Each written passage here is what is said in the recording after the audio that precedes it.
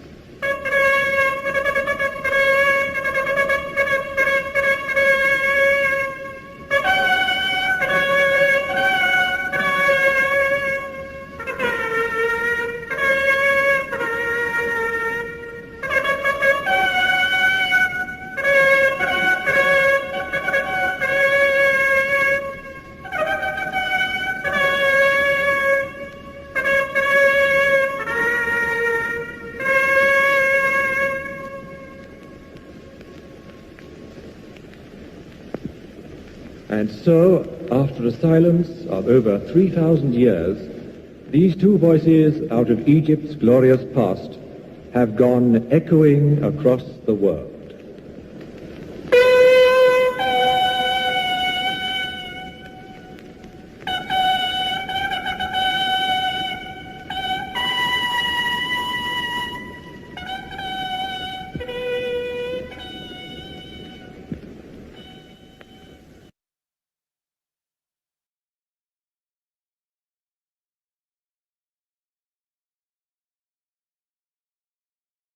Want a new career but don't have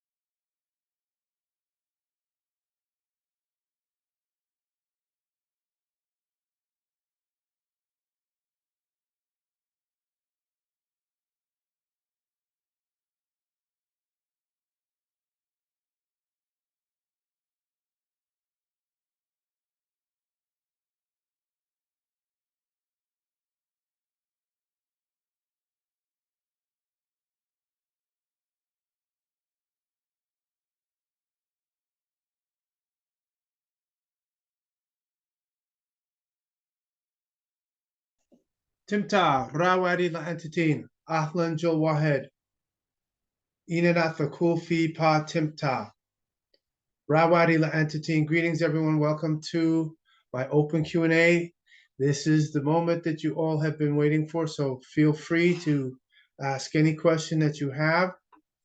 This is the opportunity where I take the time once every 30 days out of the Gregorian calendar month. If you have a question, you can put it in the chat. Rule number one is your camera must be on. I don't answer questions to people who want to stay in the shadows. So here we are, and this is the moment you all been waiting for. So go right ahead.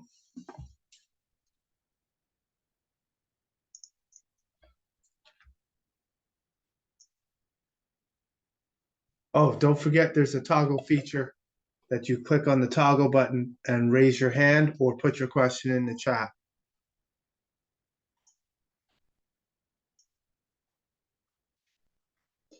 Go ahead, Adapa.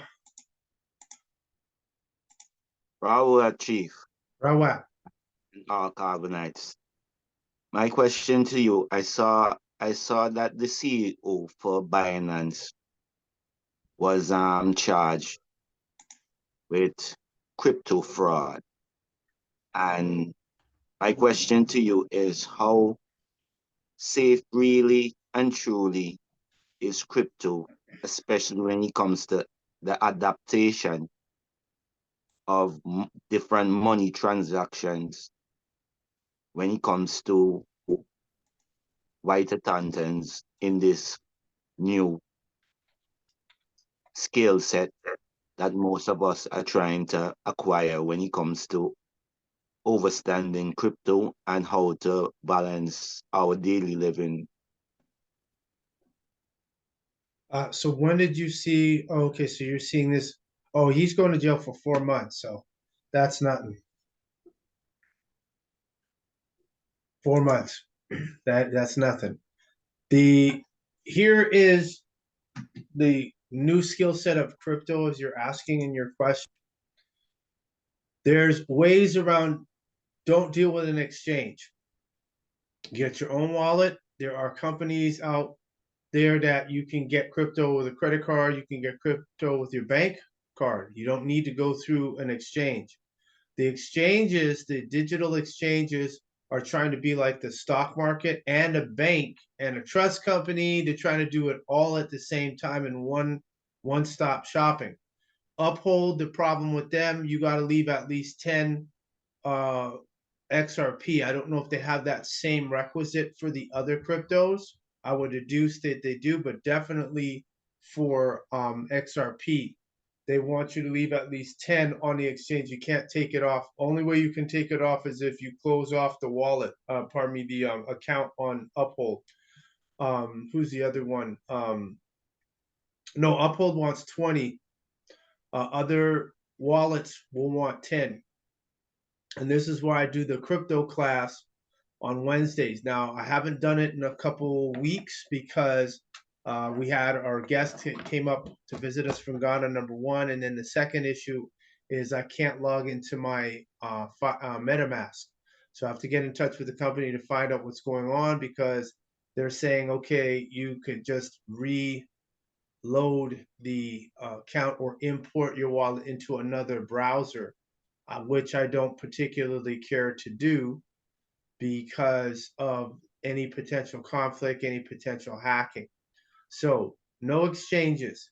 Get wallets.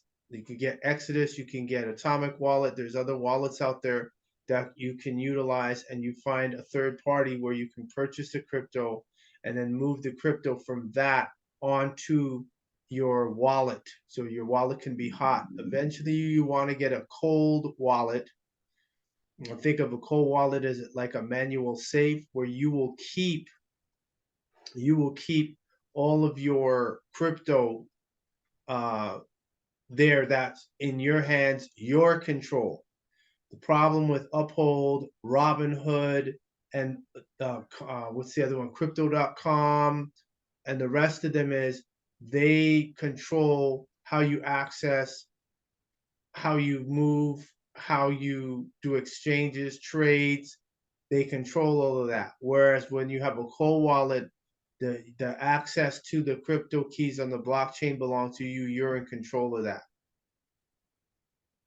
Do you have any videos that you can direct me to as in understanding more of the crypto and having more a deeper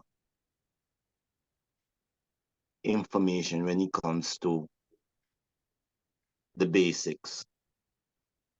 There's some basics. If you go on YouTube and do a search on crypto, or you do like an Exodus wallet, what do they call it? Not a primer, Exodus wallet, where they can tutorial. So Exodus tutorial or crypto tutorial. Those are the ones that's what I'm saying in terms of research. Now, I'm going to caveat that with this. I would suggest that you're either graduated or unless someone who already has experience, and there's a couple of toxins that have experience with crypto that have come on the class, because again, we get into the same issue. Black people cannot, until they disassociate themselves with that word Black, African American, Negro, person of color, visible minority, until they disassociate themselves with that, not only in words, but also in physically, mentally, etherically, spiritually, commercially, you have to disassociate yourselves from that. Because going into crypto, if you don't have your chips or your positions, in proper place, they'll take the crypto from you. And this is the next thing that all the Black people who are teaching crypto are not talking about. The Black people in California, they found out the hard way when they actually thought they was going to get reparations. See, you got a bunch of Negroes that ain't doing nothing for freedom. As soon as somebody says reparations, they the first ones in line, and they let those dummies go and get registered in California.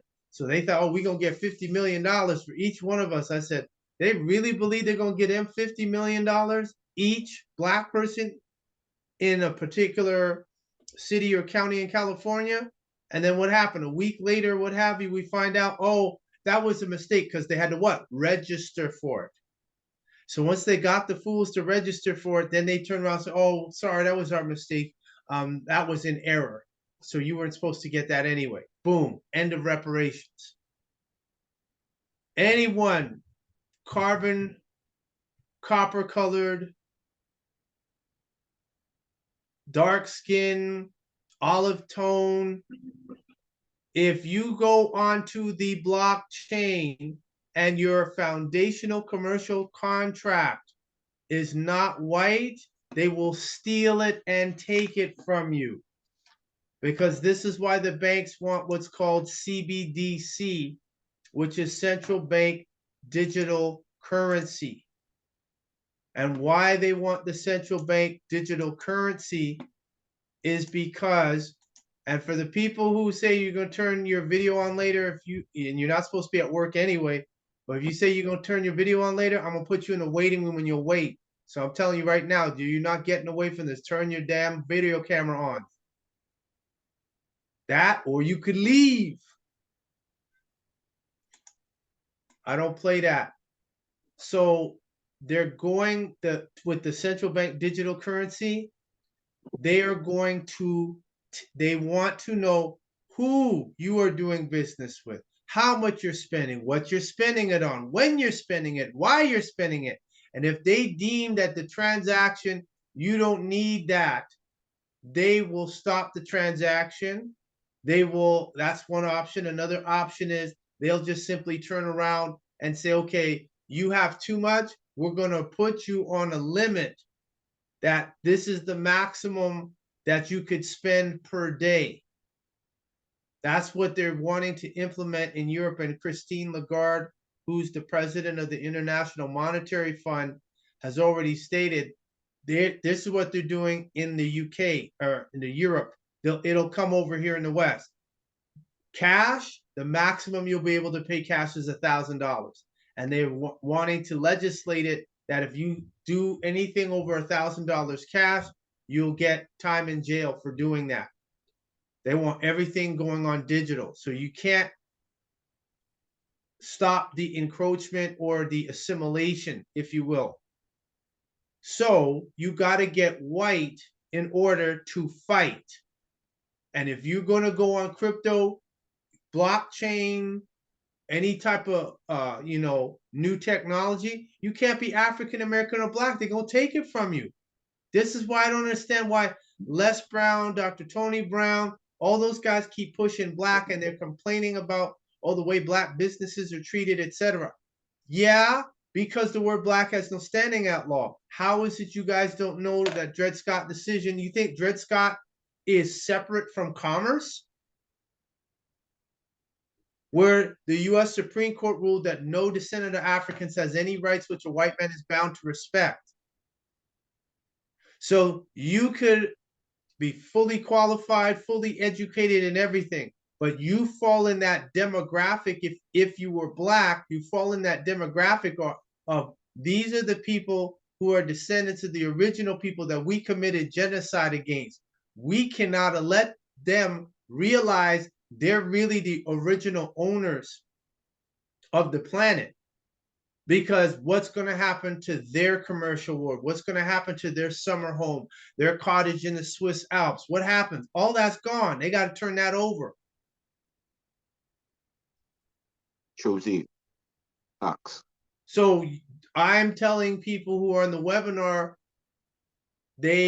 I suggest that they graduate first, unless they demonstrate to me that they're competent handling their affairs digitally.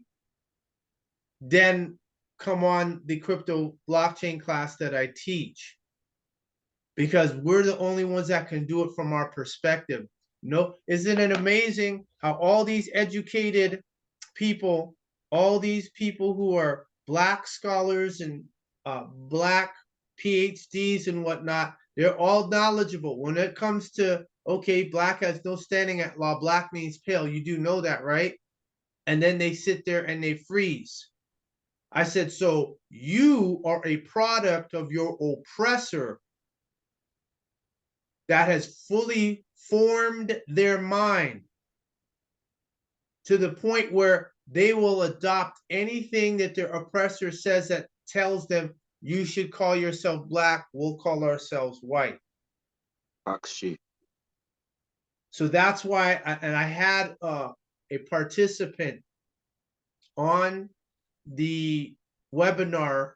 He came actually on the open Q&A probably about a year ago, and he wanted to get onto the blockchain. And I said, okay, go ask your web designer or whoever's putting you on the blockchain, what's the code? What is the computer code, the RBG, and the hexadecimal code for and value for black, and the same hexadecimal code and the RBG code for white.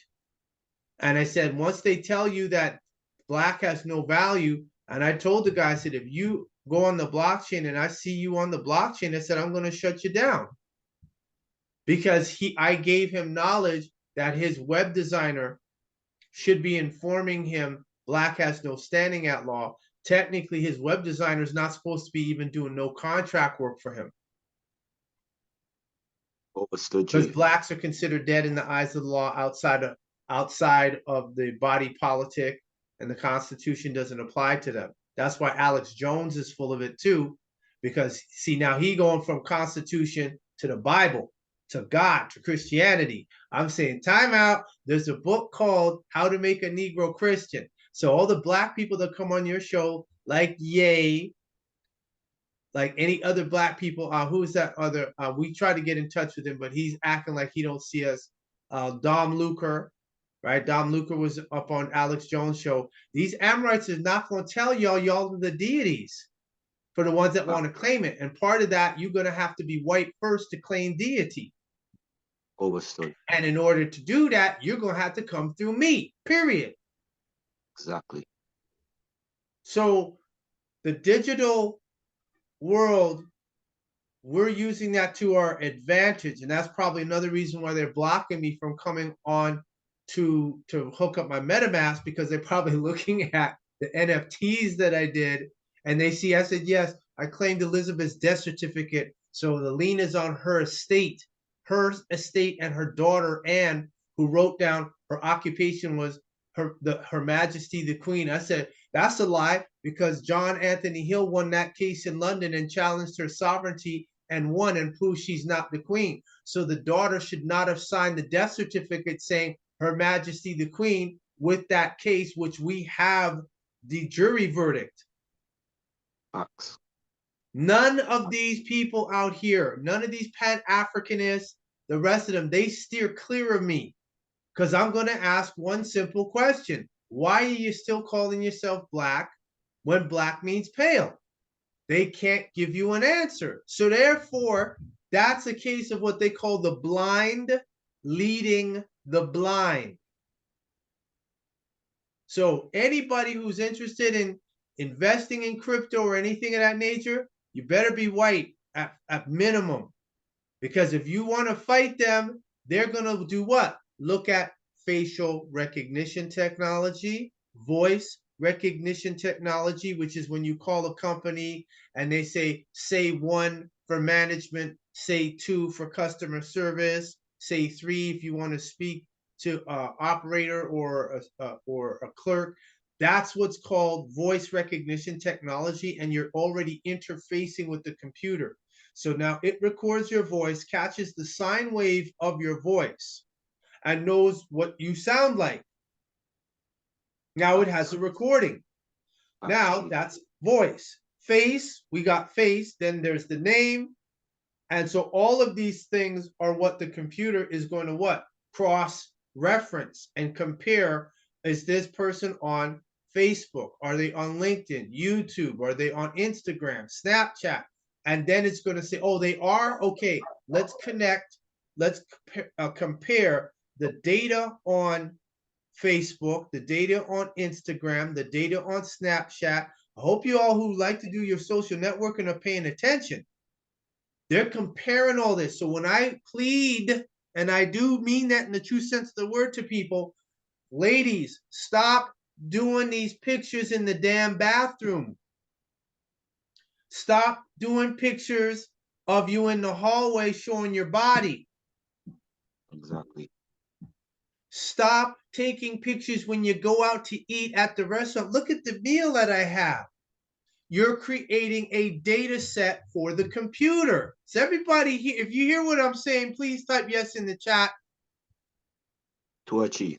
So when people try to get stuff done in their life and they say, oh, I'm getting blocked here, I'm having a problem there, that's because you gave the computer access and knowledge of what you were doing from moment to moment. So when you have some of these beings out here talking about, I don't need no man, and then give it to the computer. Now the computer knows what you're doing. And this is what we have to live with. This thing right here, this ain't your friend. This is your enemy. Unfortunately, we're forced to use it and interface and use it as an interface for the necessities of life under threat, duress, and coercion. Fine. But that does not mean you become careless. The thing has a spy camera on here, right? I think it's this one here up at the top is a spy camera for those who have Android. So it's already taking pictures and sending it to a third-party site. So there's a website or a video rather. I have to find that again, and it shows you how to deactivate the spy camera that's on your phone.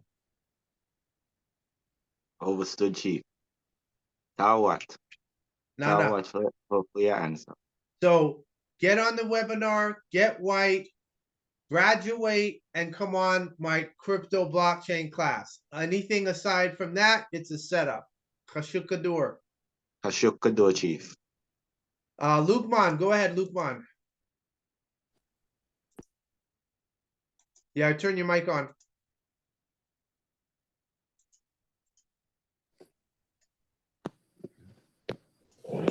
Greetings, Chief. You hear me? Do I? The question I have is, I've been having a few discussions with a young man. Well, he took this code, so he can't get on the webinar. He can't go through the process. And he was talking about the remittance coupon and the 1099 as being money. You know anything about? Did he show you an example of him doing it and being successful? No, but that's what the discussion was about. I didn't know anything about the 1099. I said, well, I don't know. I said, I Well, can the look. 1099 doesn't, I know what the 1099 is because we've done that. The problem with that now is why are they not talking about the fact the US is dissolved? Because he probably doesn't know. No. Why isn't he talking about the fact that based on the contract from 1997, the US was already being controlled by Elizabeth via the 1997 Social Security Act? He doesn't know that. Yeah. The US being dissolved is bona vacantia, putting it underneath the Elizabeth and her family, and then by default, or the ultimate creditor is the Rothschilds. So he's talking domestic. I'm teaching you all to go what? International. Because the SSN number is a global tracking number. Now that they're bringing the digital blockchain and crypto and all of that, where they want to do KYCs. Here, just take a picture, upload it. I said, hold on. I remember not even more than 5 years ago, they would tell people, don't take a picture, don't put your ID up on the internet, don't do none of that. Now the tech companies are saying, okay, if you want to get on this exchange to trade crypto, you got to show, have a picture, hold your ID, hold your passport, hold the thing that says the date with your signature, have somebody do a selfie, or what they do now is you could do it directly off the website of the company that you're trying to get on if you're trying to get on an exchange.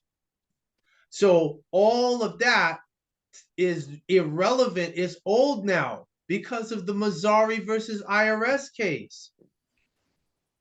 Right? The Mazzari versus IRS case is a very powerful dark nucleus because it has that issue, my claim against the United States, me claiming the British stone, that's on file with the U.S. tax court. That's legal now. And when the commissioner said, nope, we're filing a motion to dismiss, took them 7 months before the judge to sign it, and it was the chief judge, that now is a stare decisis in Latin. That's a precedent. So now anybody doing anything on that line has to be connected to me in some capacity. And so bringing up a 1099 and all that stuff, what would I bring up a 1099 for when there's Mazzari versus IRS and the U.S. is bona vacantia? This is why I've been guiding people step by step. Okay, once we got to Nathan, the Duchy of Lancaster, Elizabeth, then we were hearing rumblings going on in the United Kingdom. Then, oh, London is its own country. It ain't got nothing to do with the United Kingdom. Ain't got nothing to do with the EU. Oh, London. Okay, so you got your London, you got Washington, D.C., and you got New York, right? Or you got the Vatican. So those are city states. Right.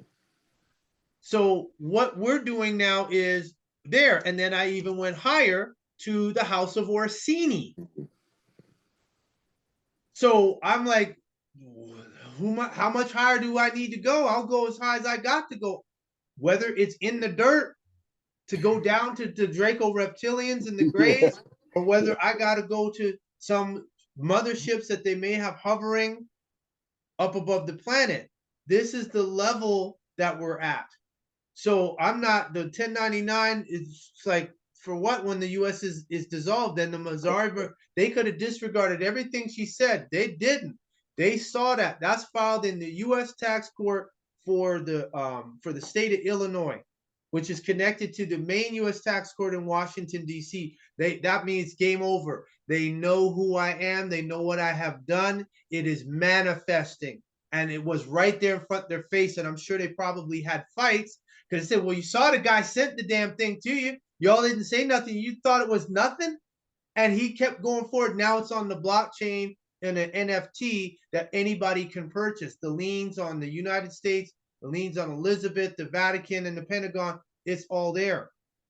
So again, people like the gentleman you were talking to, they got to show you what they have done. You can have a discussion on a 1099.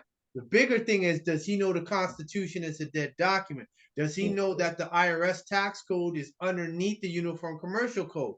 No. So for him to suggest a 1099, that's that game of people saying, here, Lutmon, here's this form I found or a template I found off the internet. Yeah, you try this, it should work in court. Or try this, you could try this. No, we don't want that. That's not how I'm teaching them white Autochtons.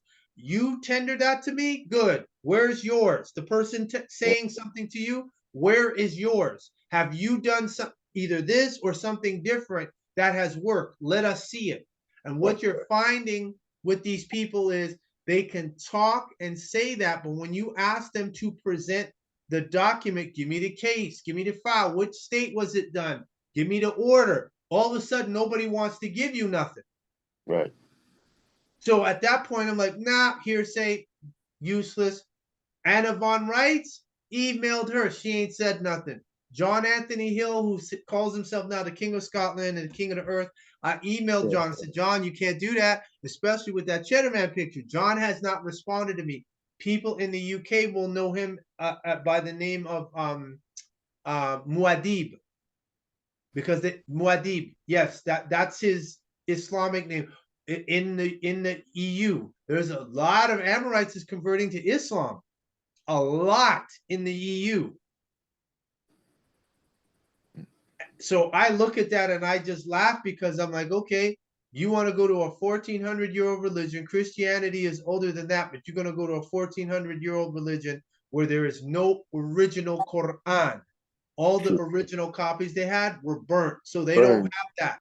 They have mostly what's called hadith, which is sayings of men, which is this Umar told Ibn, told Said, told Kauthar, told etc. So that's words of men, and then they want to pass that gossip off as if it's holy scripture, and it's not. Right. And then we got the Judaism. That's why I said all the Arabs in what they call the Middle East, which is really Northeast Africa, because that new information we got found out that Israel is on the African tectonic plate. On the plate. Yeah, that's what Doc said. On the tectonic plate. So don't let the map fool you thinking, okay, well, Egypt is here, the Red Sea is here, and then Israel is up here. That doesn't matter. All that area, Syria, Iran, Iraq, Saudi Arabia, UAE, all that is on the African plate. So as the earth starts to shift, there's going to be changes, because what Israel wants to do is they want to kill off everybody. They're trying to build a canal that will rival the Suez Canal. This way they could tell traffic, you come through our port instead of having to go through Egypt. And so that's less time. You go up there and then they will start making money. That's what they want to do. That's their objective. That's why he's not going to stop. But what's his name? Benjamin Netanyahu's actions are putting a light and dropping a veil on the International Criminal Court, the International Court of Justice, the rest of the countries of the world, and specifically the countries in that region like Jordan, Libya, Amman, all the so-called Muslim countries. They're watching the Palestinians get killed. So why aren't they coming to their aid? Because they know the Palestinians, that's not their land. They're not the original people. The original people in what they call Philistine or Palestine are niggers. See, once people know it's nigger land, I'm not sending my son to die over there over no nigger land. That's the reality. They're not going to do that. They're not going to do that. So the fact that none of those Muslim countries step in or doing any sanctions against Israel or anything of that nature shows that they're bought off. So they probably went to Israel for some event. Hey, let's party, let's have fun. And they pulled a Puff Daddy Freaknik on them and brought some young dancing girls out. And when I mean young, I'm talking under 15. And they flex with them. And then afterward, they say, okay, we want to get this trade deal done. They say, forget that. We're not doing no trade with you. You sure about that? You darn right. You take that. Those okay. Here's a gift. A gift? What are you giving me a gift? What gift is this? Oh, that's just a video when you came over and you spent some time over, and the little girl, she was a little she was a little young. I didn't see her developed or anything, and you were messing around with her. So, you know, it'd be a shame if that ever got revealed at the United Nations or it got sent to the Parliament or your wife. Still sure you don't want to do the trade deal? Yeah, we'll do the trade deal. This is how they're doing it. If you watch John Wick, the guy in the first movie, he said, do you know what I had in there? He said, the money wasn't the issue. He said, I had leverage. I had so much blackmail on these people. That's how I had control. And you just went, lit a match and burnt the whole thing up. This is how these people are doing stuff. So as I stated before, with Adapa's question, and for those that want to be white, y'all got to do your best to stay honorable. And you can't, the life you had, and haven't forget all that. I'm not saying you can't have fun, but your fun now has to be constructive, and it has to be in a proper setting and a proper environment. You can't talk about, I'm gonna go to the club, let me go to dance hall. And I said, nah, because that's where the devils are at the dance hall. And if they say we want to set this person, set you up by going to the dance hall, the one time you say, let me just go check out the dance hall, let me get a little dance in. And then next minute, some girlie come up. You say, I don't know who this girlie was, but she brought me a Heineken. So I said, hey, I'm not going to turn down the Heineken. And then next minute, ting and ting and ting, you wake up in the place there. I said, what go on? What I go on, star? You black out. This stuff is real. So when you see this is the type of stuff they're doing at a so-called government public official level of blackmailing each other, then you see what happened with Puff Daddy. This is what I mean by that. That this is nothing to play around with, because these guys are going to lose their livelihood. They have the potential to get locked up. So they got to choose between lying and staying out of jail or being honorable, and then you reap the benefits, and then that's it. Their whole life is wiped out. No, that's not going to happen. That's why no Secret Service learned their lesson when they went down to Colombia. That's true. You remember that? You remember the story, right? Oh, yeah. They said, wheels down, rings off. Oh. And I'm like, what's that about? I said, so you lost your job paying big money, you flying all over the world, over $35 that you didn't want to give a prostitute, and you was having sex with her? That's what happened. So when the story broke, because he thought, I'll punk you off, I'm from the United States, she went to the police in Colombia. They were only too happy to come down with the guns. Yo, come out. You owe this woman 35. Oh, she's a prostitute. You ain't paid her. Bump that. Oh, you was already soliciting prostitution and you're a U.S. Secret Service. Nah, you ain't getting no diplomatic immunity. F that. Boom. We're taking your ass. Then when the story hit, his wife found out about it. What happened? Didn't take more than 72 hours. What happened? House up for sale. Divorce, infidelity. And they said, though, all of them in Secret Service is doing that. So when you see that, what's happening there, you cannot afford to have somebody speculate on what might work. You want to see what they have done or what evidence they have that you should consider a 1099. Like everybody outside of the United States knows the U.S. is done, except for the people in the United States. True. It's true. All the Chinese, I saw the Chinese coming into California off of a boat, and I'm watching as I saw two different views. One where the guy had the camera on, they come straight off the boat. Then they're running across the beach, and the guy's trying to keep up with them. Then there's cars on the street. They hop into the cars. There's one girl, they almost lost her because she was a little slow, and they took off. I said, what the hell is this? Then I saw the same thing a couple days ago from a different angle. You see them hop right off the boat. They went right up on the beach, hop off the boat, run up the beach, into the cars, take off. So people cannot discern or don't want to discern, or they want to be apathetic. Joe Biden has sold the country out. Him, his son, Barack Obama, the Democratic Party, the Democrats, the what do you call it? The Lizardcrats, all of them. It's over. So it's only a matter of time where it's building up, and then maybe people may wake up and say, "Oh, this guy committed treason." I say he committed treason from since day Long one. time.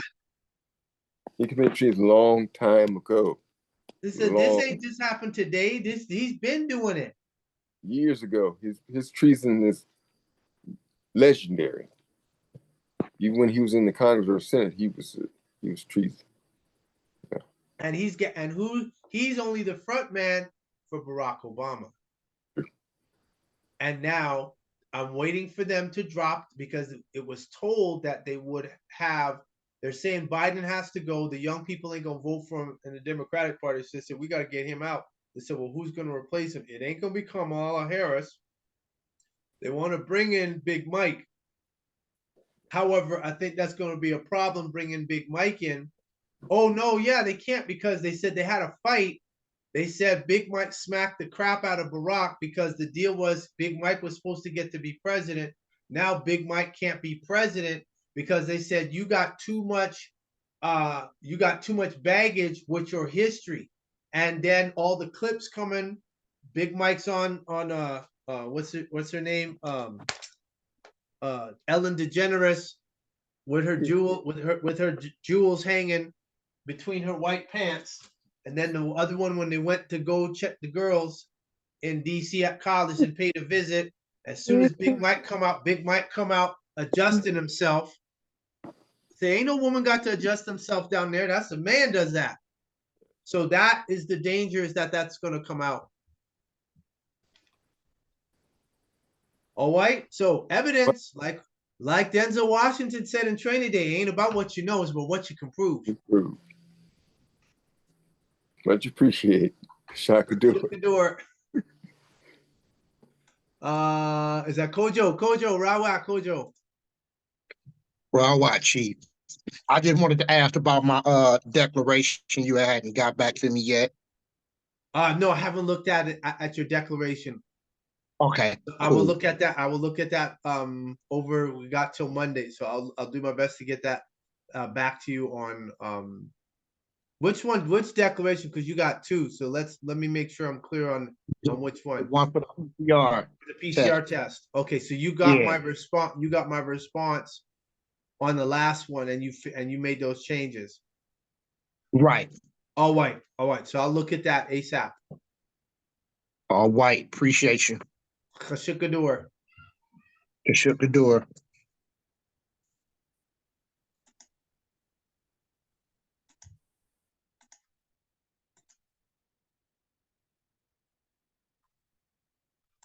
All right, so for the new people that came in, you can click on the reactions button and raise your hand, and I'll answer your question. Or you can put your question in the chat. The requisite is you got to have your video camera on. If it's not on, I will put you in the waiting room. Freedom is not free, and risk equals reward. All right.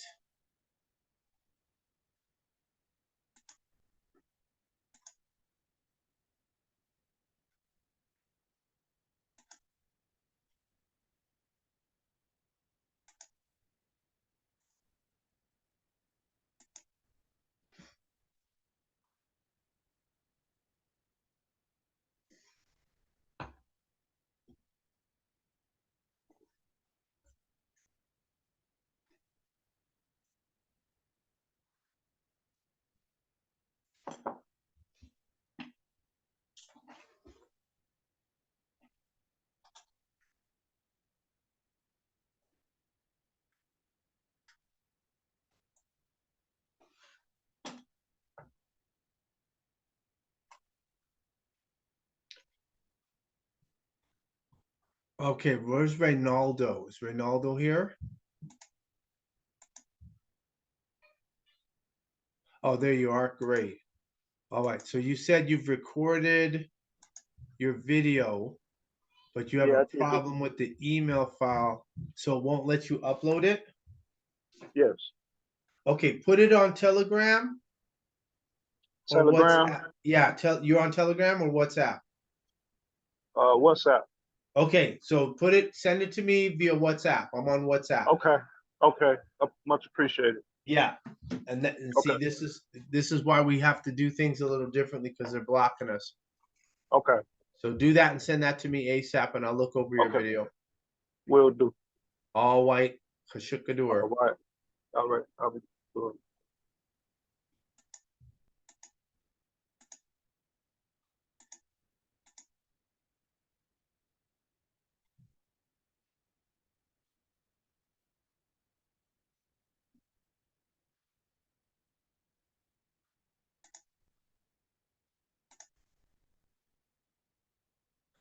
Shakila, how are you? I'm okay. I'm new here. You're I'm new trying to here. learn. What state or city or country are you in? I'm currently in Texas, Houston. In Houston, Texas. Oh, white. Mhm. So, have you seen any of my videos? I saw one a long time ago. I was invited um by a friend of mine, and then within the realm of my email and everything, and I'm going through an identity theft situation here, trying to clean up. Then it finally came back up, so I was able to join today, but I was late. Oh no, you're not late. You're here. Oh, You're here. That's what counts. So, which one of my videos did you watch, and what stuck out to you? What piqued your interest? so the one that I saw, like I said, it was a while back, was when I was trying to figure out basically about my rights being indigenous, and you was going over that. And then you was talking about basically how we was we were supposed to be considered white. Yes. Yes. So I saw that one. And then, like I said, with all the drama I have going on in my personal life, everything just got mixed up. But it finally came back up today. Great. So you mean the video finally came back up? No, the link to come Came to back up the today? All yes. white. All white. All white. So, you got to be white. White is defined by the U.S. Department of Education, the Center for Disease Control, as a person having origins in any of the original peoples of Europe, the Middle East, or North Africa.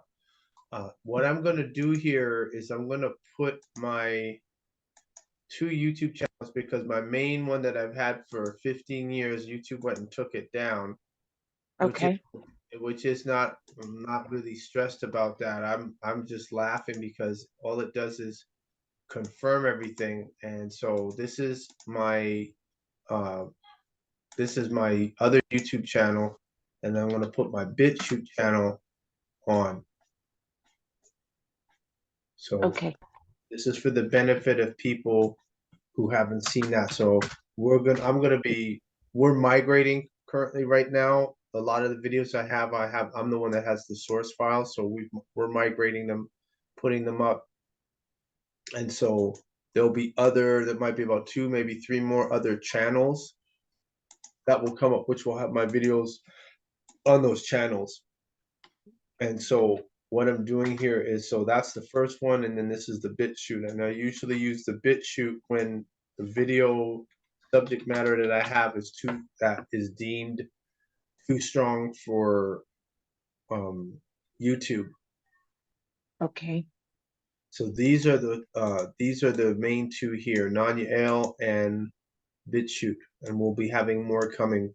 So right now, when you go here, you're going to see I've got about 107 or 110 videos on this channel, and then this one I've got, what is this, 33, and that's not counting the 814 that I have. It's probably closer to 825, 830 videos total. And so as we put those together, you'll be able to see them. So I stress Yes.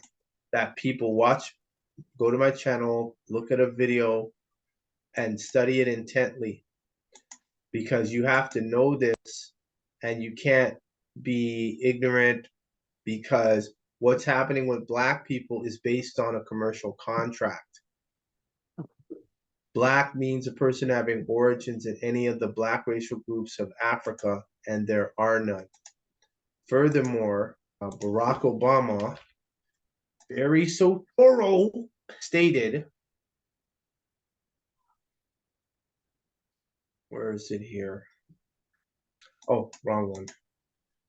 He went on Tom Joyner Morning Show and gave African Americans a secret. And I'm going to put the link here in the chat for the benefit of the new people while this one comes up.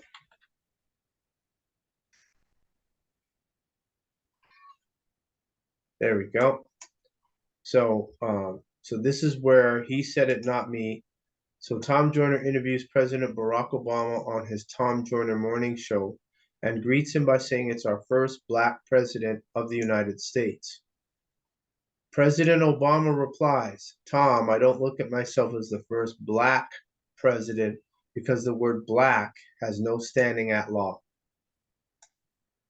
Do you understand what he just said? He said, can you, elaborate on what he means by no standing at law? No, I asked you a question first. Do you understand what he just said? No, not Okay, entirely. great. Fabulous. Now, in commerce, there's a case called Dred Scott of 1857. And in that case, that was, you might have heard of the Dred Scott decision or the Scott versus Sanford Supreme Court decision, where a slave in the South went to the North and then he felt he was free and they said, no, you're not, even though you were in the North. And the decision from Justice Taney was no descendant of Africans has any rights, which a white man is bound to respect. That case has not been overturned. They overturned Roe versus Wade about a year or 2 years now, but they won't overturn Dred Scott because Dred Scott will prove that based on the way they structured the country or the corporation at the time, that people who are Black or African American or person of color or visible minority, they don't have any rights. None. Now, they need what? What do corporations need? Labor. They need manpower. So they're not going to say no to you helping them build their company because they need the assistance. However, they are not going to give you the value and the honor that comes with that. And this is an issue that a lot of Black people I see are struggling with because they feel the country is theirs. From the standpoint of being indigenous, yes, but the average Black person doesn't talk about their indigenous heritage. They say they Black, they say they American, and America, the definition of America from 1828 is the copper-colored races found in the Americas by the explorers or the colonialists, if that's the phraseology you choose to use. So being Black means that nobody has to listen, none of the other races have to listen to you. They don't have to consider your feelings. They don't have to consider how your day was, your stress level. None of that matters. They don't have to. And so I'm teaching people how to claim white. And let me show you so this way you can see it for yourself. This is the U.S. Department of Education. See that? So when you go up to the top, here's the definition for white. A person having origins in any of the original peoples of Europe, the Middle East, or North Africa. Black is a person having origins in any of the Black racial groups of Africa. Can you name me a Black racial group of Africa? No. So do they exist? I don't know. Hold on, let's see, let's go back again. Black or African American means a person having origins in any of the Black racial groups of Africa. Can you name me a Black racial group of Africa? No. So do they exist? No.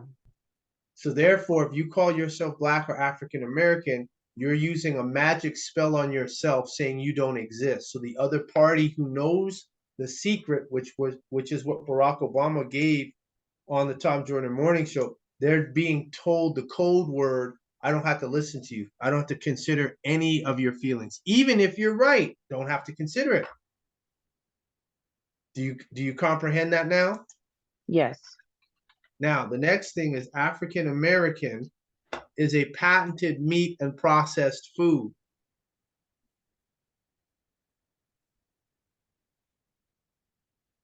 Begin all things by first using the on. I am Adapa Kalim Shamuel, a white indigenous male of Kalinago and Akan descent. And my question for blacks and African Americans today, why you still calling yourself African American or black or colored or Negro when African American is a patented meat and processed food? Now we know why every year people with our complexion, mostly females, go missing, because African American is a patented meat and processed food. If you want to know more about what I'm saying, check out Now Facts on YouTube 209 by Chief Nanya Shabuel, right copyright trademark, and get more information on why you should get white and claim your indigenous standing. Stop calling yourself African American. It is a patented meat and processed food. Let freedom be your motivation. Wake up. Wake up. Abdur Kodor, Abdur Kodor. White power, white power, white power. Begin. So now you have the evidence that it's a patented meat and processed food. So do you know what magic is? Do you know what spells are? Yes. Okay, so black, as you stated, there is no black racial groups of Africa. They don't exist, and it's a patented meat and processed food.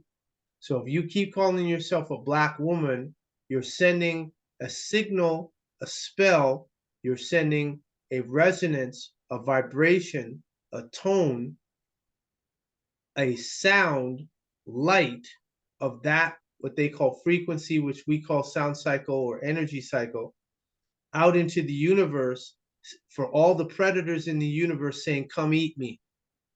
Do you understand that? Yes. So the problems that black people of African descent, visible minority, person of color have is the fact that they are saying a spell that was suggested to them to say, and now it makes them subject to be devoured. Do you comprehend that? Yes. So the key is you got to stop calling yourself black. Black is also synonymous with what? Death. So if you say you're a black woman in Texas, oh, you're done. You toast. Because, and what it is you're the one putting out the energy. So the universe responds to that and says, well, she's not black. It's not in her DNA. It's not in her cells, but she's saying she's this, punish her. And so that's where it seems some days people have a lot of drama going on, a lot of problems just seem to magnify. It's because they're trying to continually embrace that word black or African American. Now, so you have an insight here. The categories were developed in 1997 by the Office of Management and Budget that are used to describe groups to which individuals belong, identify with, or belong in the eyes of the community. The categories do not denote scientific definitions of anthropological origins. So they're not talking about skin color when they talk about race. You understand that? Yes. All right. So now we will go to the U.S. Census. And their discussion about race. While that's coming up, we'll pull up the Center for Disease Control's definitions for race. And so what do we see here under race? White, a person having origins in any of the original peoples of Europe, North Africa, or the Middle East. Black, a person having origins in any of the black racial groups of Africa. American Indian or Alaska Native, a person having origins in any of the original peoples of North America and who maintains cultural identification through tribal affiliation or community attachment. Do you know who the original peoples of North America were? No. They're called the Olmecs. I think if I do this, you may have seen these statues before. Have you seen these statues before? Yes. Okay, so does that look like a red Indian? What does that look like to you when you see this? What kind of face are you seeing? Oop, let's get a bigger one. Go to images. There we go. Okay, so what type of face are you looking at when you see this? It's very much so similar to mine. So therefore, that's a nigger. Yes. Nigger's a positive word. It's not a negative word. Nigger is a title of nobility. The people in Asia, they know who the Negas are. They're called the Negas serpents, and they were known as teachers. So this is us. We were here first. Even the people who are, say, they're Aztec, Mayan, and Incan, South American, they see these and they already know because they found these there. So that's Mesoamerica. Here's the chart here. So Mesoamerica. So this area here, Gulf of Mexico, this whole region here is where the Olmecs were. So Okay. we were already here before the Red Indians, the Mongolians came over, and before the Amorites came over from Hernando Cortez, De Soto, Marco Polo, etc. So now the U.S. Census, in their discussion about race, what do you see? Same definitions. American Indian or Alaska Native is a person having origins in any of the original peoples of North and South America. That's you, including Central America, and who maintains tribal affiliation or community attachment. The 1997 OMB standards permit the reporting of more than one race. An individual's response to the race question is based upon self-identification. 2, an individual's response to the race question is based upon self-identification. Notice the same sentence twice. You notice that, right? Yes. Now, the next question, what is race? The Census Bureau collects racial data in accordance with guidelines provided by the U.S. Office of Management and Budget, OMB, and these data are based on self-identification. That's 3 times now. So when the subject of race comes up, you have a right to do what? I can claim according to self-identification. Correct. Because this is federal. Federal always trumps state. Federal is always over state. So if you call yourself African American or Black, and there's no Black racial groups of Africa, and you're, emotionally and zealously attached to Black or African American, aren't you saying you don't exist? Yes. And the government is saying, we'll honor that. Because you have the right to what? Self-identification. So if you don't self-identify, somebody else will do it for you.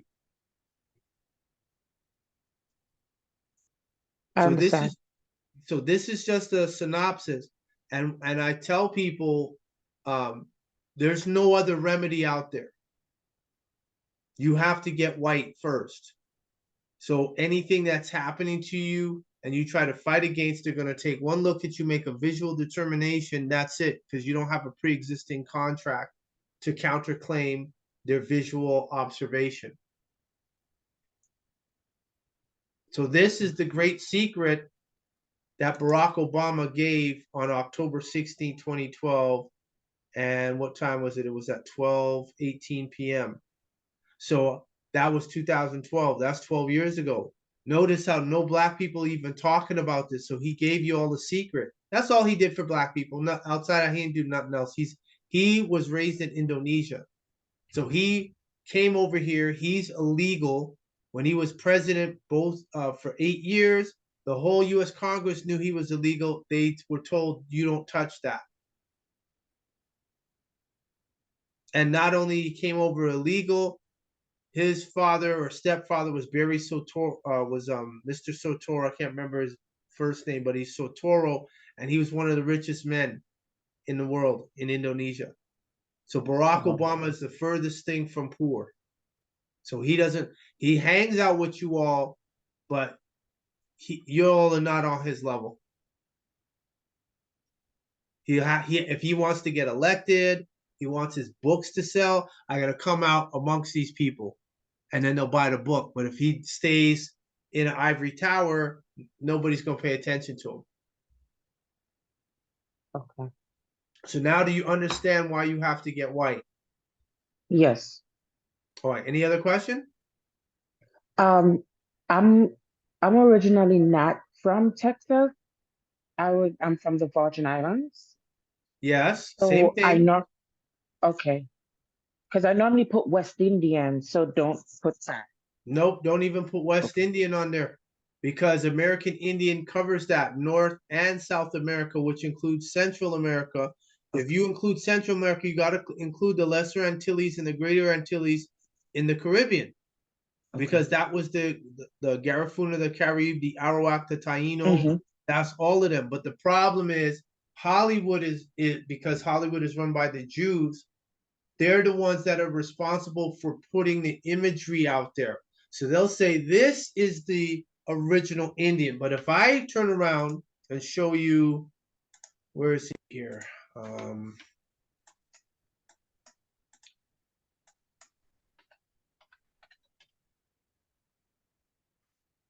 Let's see. Okay, let me go with this one here, and then I'm gonna go with emblem of America. Now this here is called the Emblem of America. Now this is actually in the British Museum in the United Kingdom.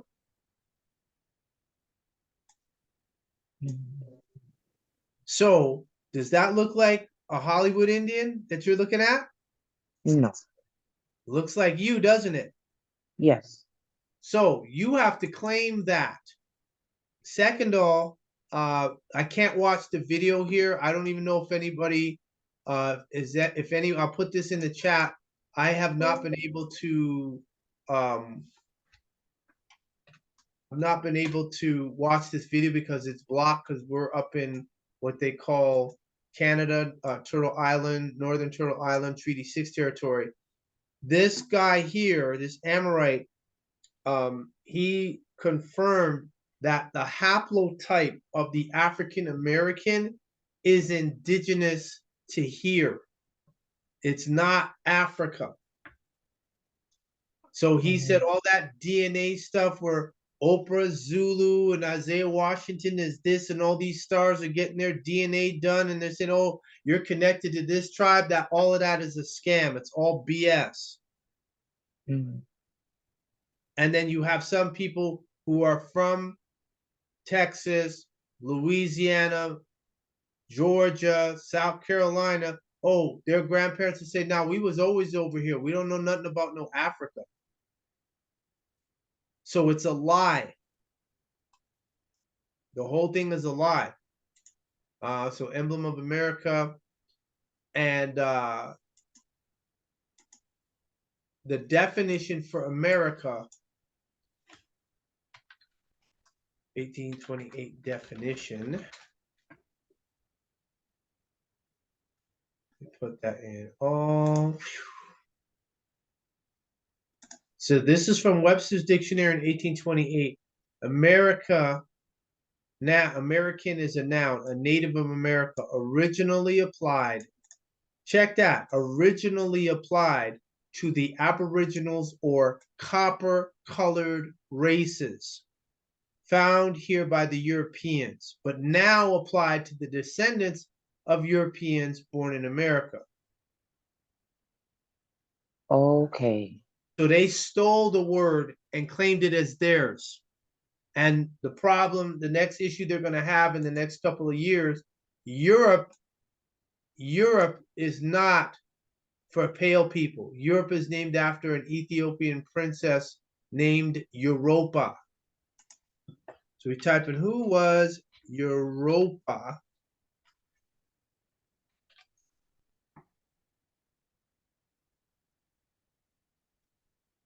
She was known as the consort of Zeus. Now this is in what?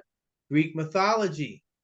Europa was a Phoenician princess, from Tyre, Lebanon, and the mother of King Minos of Crete. So Tyre and Lebanon. That's what I talked about earlier about the fact that Israel is on the African tectonic plate, which means it's part of Africa. So all of this, you have to go into the past and get the etymology of names and words. And then that's how you're going to know what the origin was. We don't care about the modern usage because the modern usage is mutated.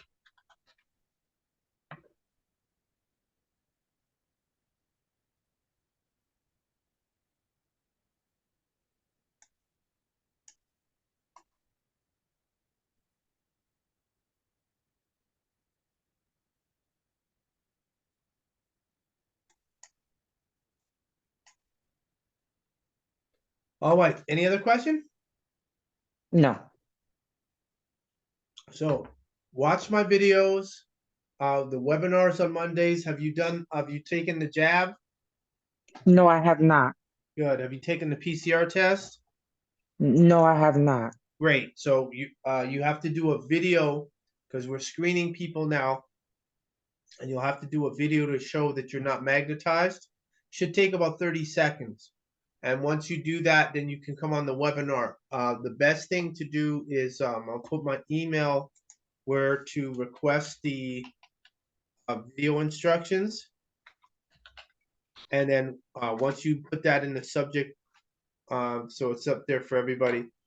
Once you put that in the subject, requesting video instructions for webinar, I will send that to you. And then you can do the video. It'll take you 30 seconds. And I'll clear that, and then I'll see you on Monday. Okay. All right? All right. White power. White power. Thank you. You're welcome.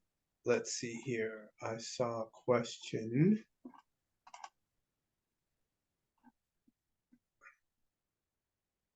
Okay, Tiffany. Where's Tiffany?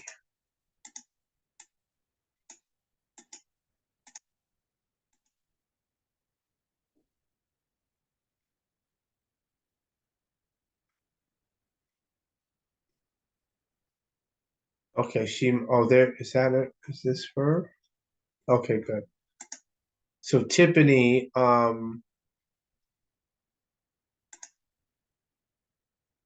is council tax a maritime lien?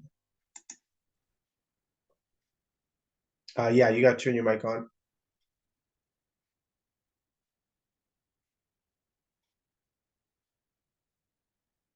Okay, try it again. There we go. Okay. All Yes. right. Rahwat, Okay. please. Rawat, how are you? I am that I am, and yourself? I am white that I'm white. Anuki dik Anuki. So council tax, which council tax are you talking about? So there's a council tax in the UK. Uh-huh. It was Oh man, you're breaking up. Say that again. It was breaking you up. Poll tax, which was introduced by, can you not hear me? Try again. You were breaking. It was breaking up really bad. Okay, so we have council tax. Yes. It was formerly known as poll tax.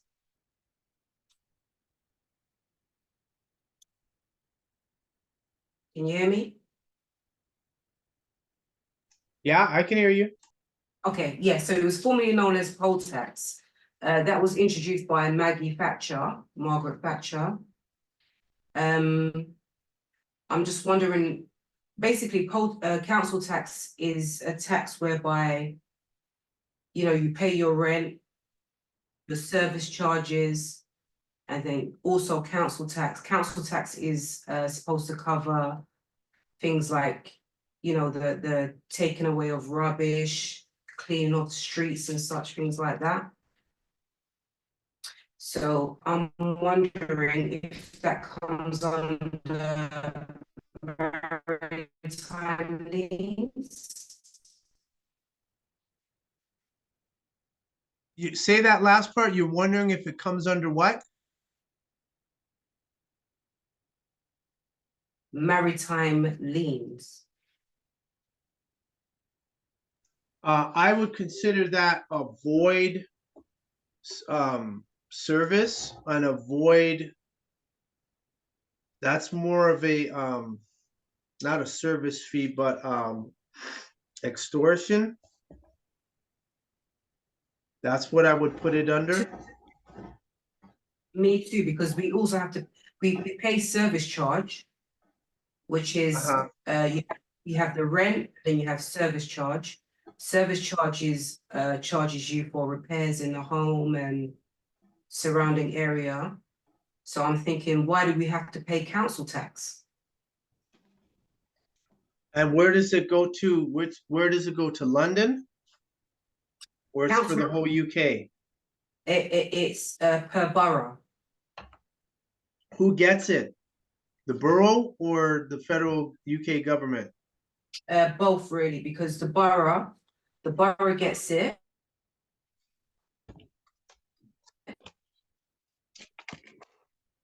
The borough gets it in what?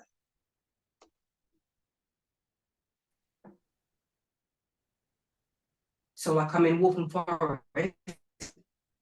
So they're breaking you up really bad. You got some tax. You got some sage there? So the borough will get that money. No, not today. I just have rosemary. That's fine if you can rosemary or sweetgrass, I don't care. It's just that it's every time you keep making an important point, it keeps either you get broken up or then it goes out. And then I can't hear what you're trying to say, and then I'm trying to piece together your sentences. Okay, so the tax goes to the boroughs.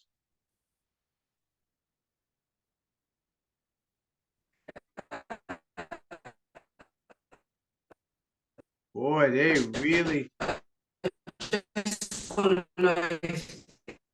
Council taxes are back. Yeah, borough. Okay.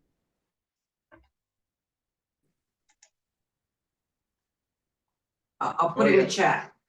Yes, please. They're just really, they're really messing with you. They don't want you talking about that.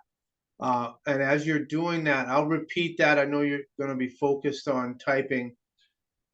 The Regina versus Jaw case, which is the precedent-setting case there in the United Kingdom, is another one of those amazing, it's not an anomaly, it's a fact, but it's amazing how few people in the United Kingdom are not even aware of it. And that's practically that, and that is scary. And it's like, you guys don't know about this? And then it's like, I have to tell people from the UK and then they can't believe it. I'm like, here's the jury verdict. Yeah, I got the jury verdict. Here's his website. You're one of maybe one out of five people that I've told that know. Everyone, rest of them, none of them know.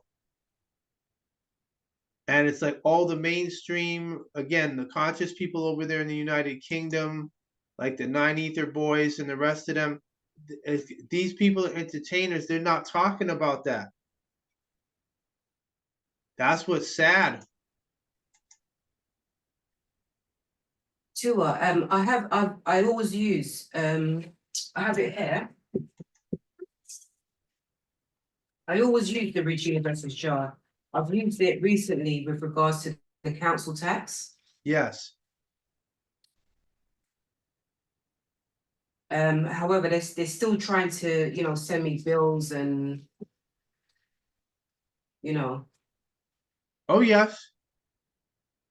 Because they can't believe that. And so John I think is in Scotland. And I sent him an email when he called himself the King of Scotland, the King of the Earth. And I said, oh no, you can't do that, John. Your skin's too pale for that. And I emailed him and he hasn't said it. He hasn't said anything. So this is why getting to being a secure party is important. You need to have that creditor position. And that's one of the most important things. So look into what procedure they have in the United Kingdom as it relates to filing a lien.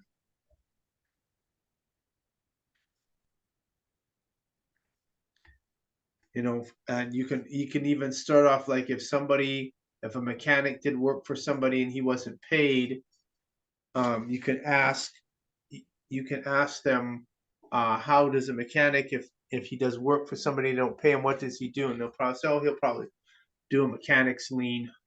And then that way in the county, you'll be able to find out what's the way of doing that. Okay. All right, so you could.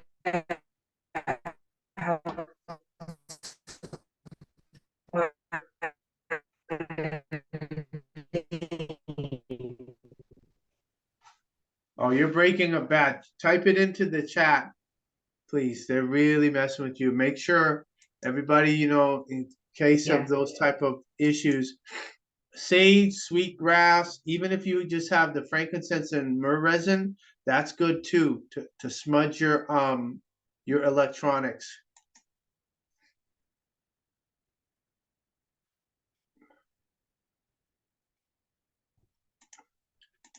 Anu, go ahead.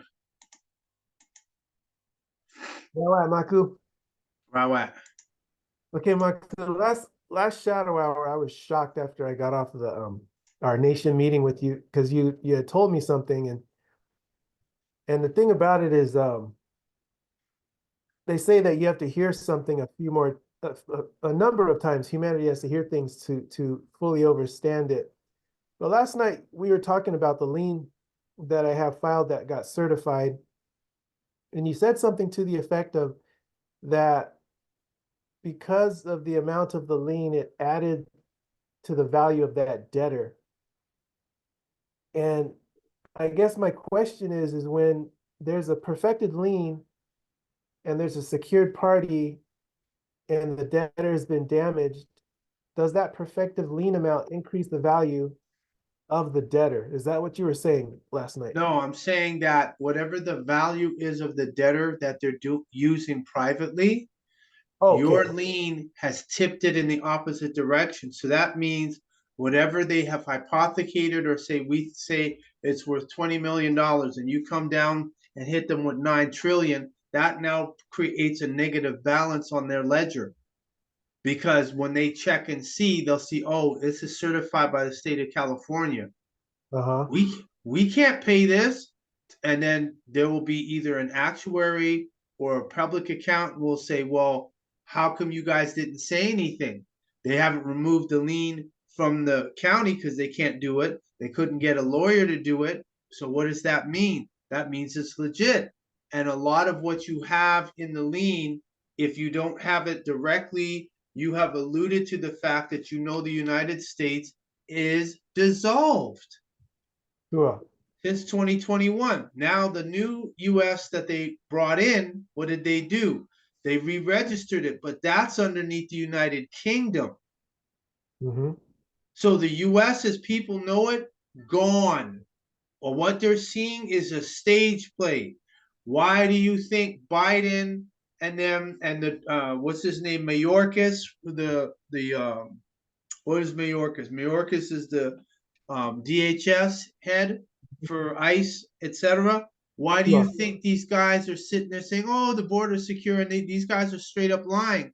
This is where I get cynical because I'm saying, okay, no human would think that they could possibly sit there in front of Congress and say the border is secure, but then they're getting video supplied to them by, the congressmen are getting video supplied to them showing what?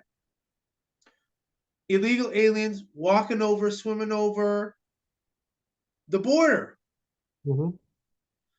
So this is where the reptilian or the reptilian aspect comes in, because he's sitting there and there's like, how can you say that the border is secure? And we're seeing people just come over here. They're saying, oh, Texas got something like 2 million people in a year or in 6 months or whatever was the highest it's ever been. And how are you saying the border is secure? Then they say, okay, we're going to impeach him. Then when they go to impeach him, oh, it's failed. So now they can't impeach Mayorkas.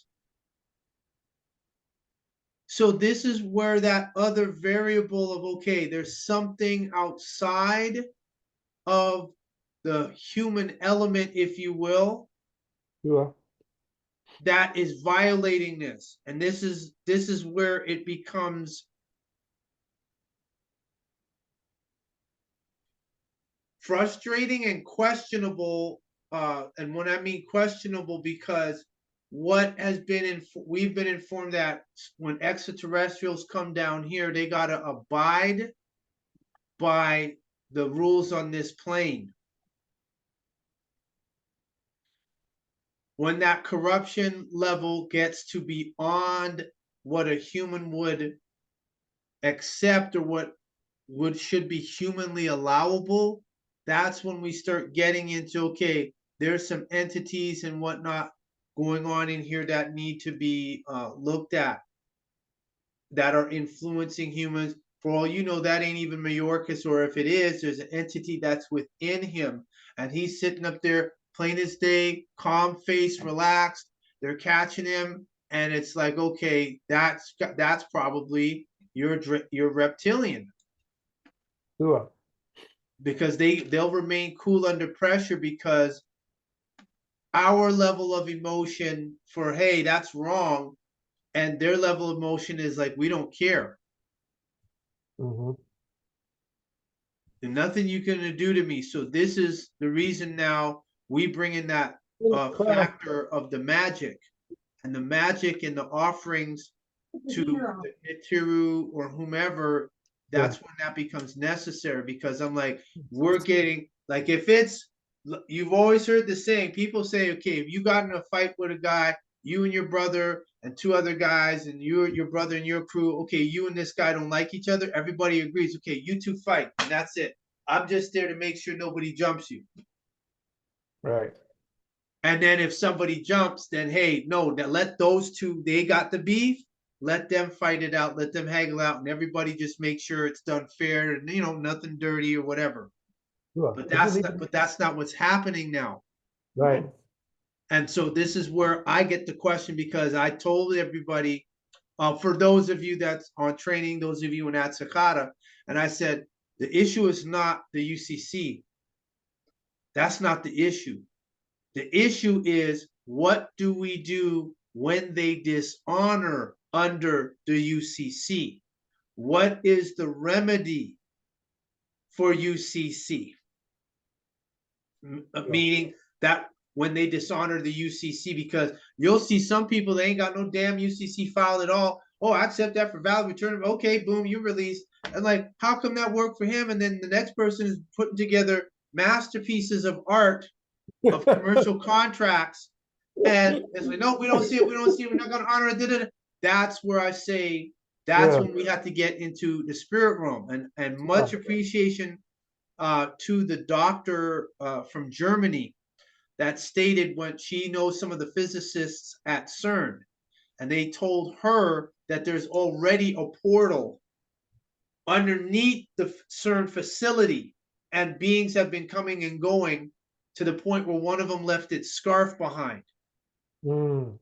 So on that level, now we have to start going into what she talked about, which was time, that there's a battle over time. So I told everybody, pay attention, and it seems maybe some after the eclipse, I said, start really paying attention to stuff you know you do, that if it's not there, or if you wrote something down and it's not there, and you're like, I remember writing this down, that they're creating realities. There's a movie I'm going to see, I think it's on Amazon Prime, I think, and it talks about this guy. He goes someplace, or there's some door, and in that door there's doors that lead to all the infinite lives that he could have lived. Wow. And so apparently he got kidnapped in his time frame and was brought into one of the other worlds. So he said, what if the person who kidnapped me was myself? From one of the other time of infinite possible lives that he could have lived. So this is where we have to start doing the Heka, the magic, and all of that stuff, because these things that are happening currently, they're using UCC, they're using another ledger with XRP, trading millions of dollars, and then saying, oh, it's only worth 61 cents. I thought it was supposed to be a level playing field with crypto. Now it doesn't seem like it's going to be a level playing field. They want to bring in a central bank digital currency, and then if they, oh, you're a subversive, shut his CBDC off. That's it. Starve him to death. Sure. So it looks like in the beginning it seemed autonomous and unregulated, and this is where they said, why are the people in crypto wanting regulation? That goes contrary to what crypto slash, and Bitcoin specifically was for it to be anonymous. Now it's not anonymous. Now you got to do a KYC, you got to put your ID, you got to this, that, the cross reference. So the spiritual world is real, and we have to appeal to the spiritual world the same way they're bringing in those entities from that realm into this realm that will inhabit your Jay-Z's, your Beyoncé's, your Mayorkases, your Clintons, your Barack Obamas, your Pope Benedicts, or little children that are at the Vatican standing there next to the Pope with like a 3-foot tongue out the child's mouth, on live television while he's doing a speech. You see this little girl and her tongue get long. That stuff is that's not makeup or make believe. That's real. So that's the next dimension that we're dealing with, is okay, when you go to your altar on those times when you're doing an invocation, or if you have any kind of frustration, that's where you should be going to first and be like, what are we doing this for? Like, what is all this for? You guys got to speak of, okay, we're doing that, but these guys are dishonoring. So now guide us, give us a sign as to what we can do. Or if this is the point where, okay, we need to give the ancestors that's right next to us, the agreeable ones, even the disagreeable ones, that'll help us. So when I say agreeable, I mean those that are in your favor. They may have had beef or disagreements with other family members, but they see what you're doing. Hey, we'll help you. Good. I need you guys to come in and mess this whole stuff up, and need to do it now. That's what we need. We don't need any religious type of, just wait, and on the Most High, and no, we've already done that. I want to play this video clip here real quick. Okay, so let's go up here. There we go. This is the video I want to play.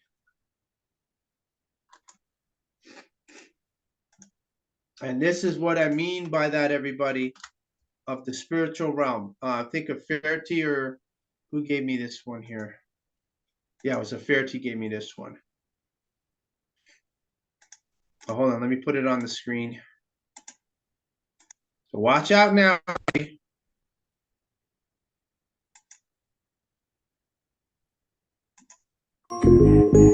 Dia akan muncul di bawahnya angry. Terus saya lagi senang seperti ini, dia akan muncul di bawahnya jadi happy.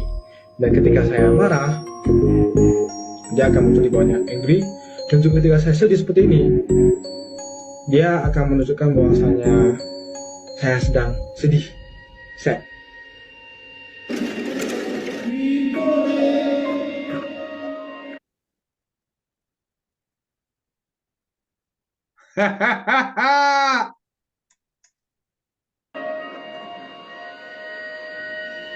Damn. 560 years old. I didn't see that part. I thought it was 55 or 56. However, let me back it up because you see how fast. Name a better sound. See how fast I shoot the video. Yeah. So I'm playing this for everybody. Everyone pay attention.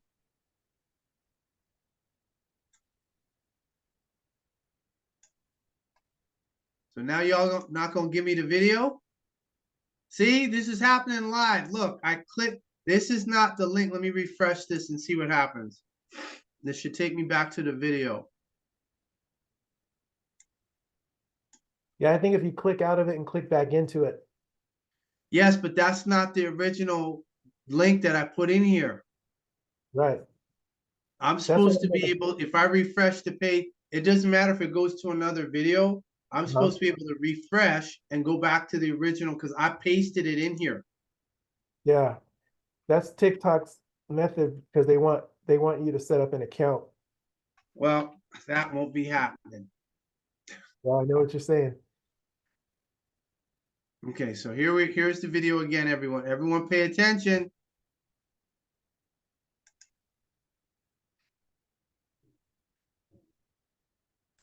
Happy. Dan terus saya lagi senang seperti ini, dia akan muncul di bawahnya jadi happy. Dan ketika saya marah, dia akan muncul di bawahnya angry. Dan juga ketika saya sedih seperti ini, dia akan menunjukkan bahwasanya saya sedang sedih, sad.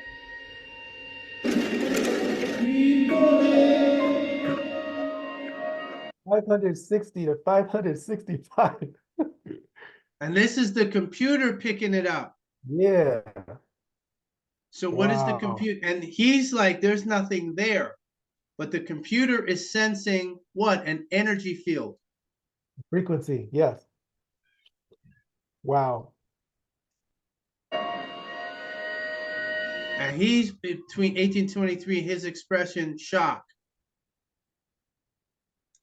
Dang, that's crazy. So this is proof now.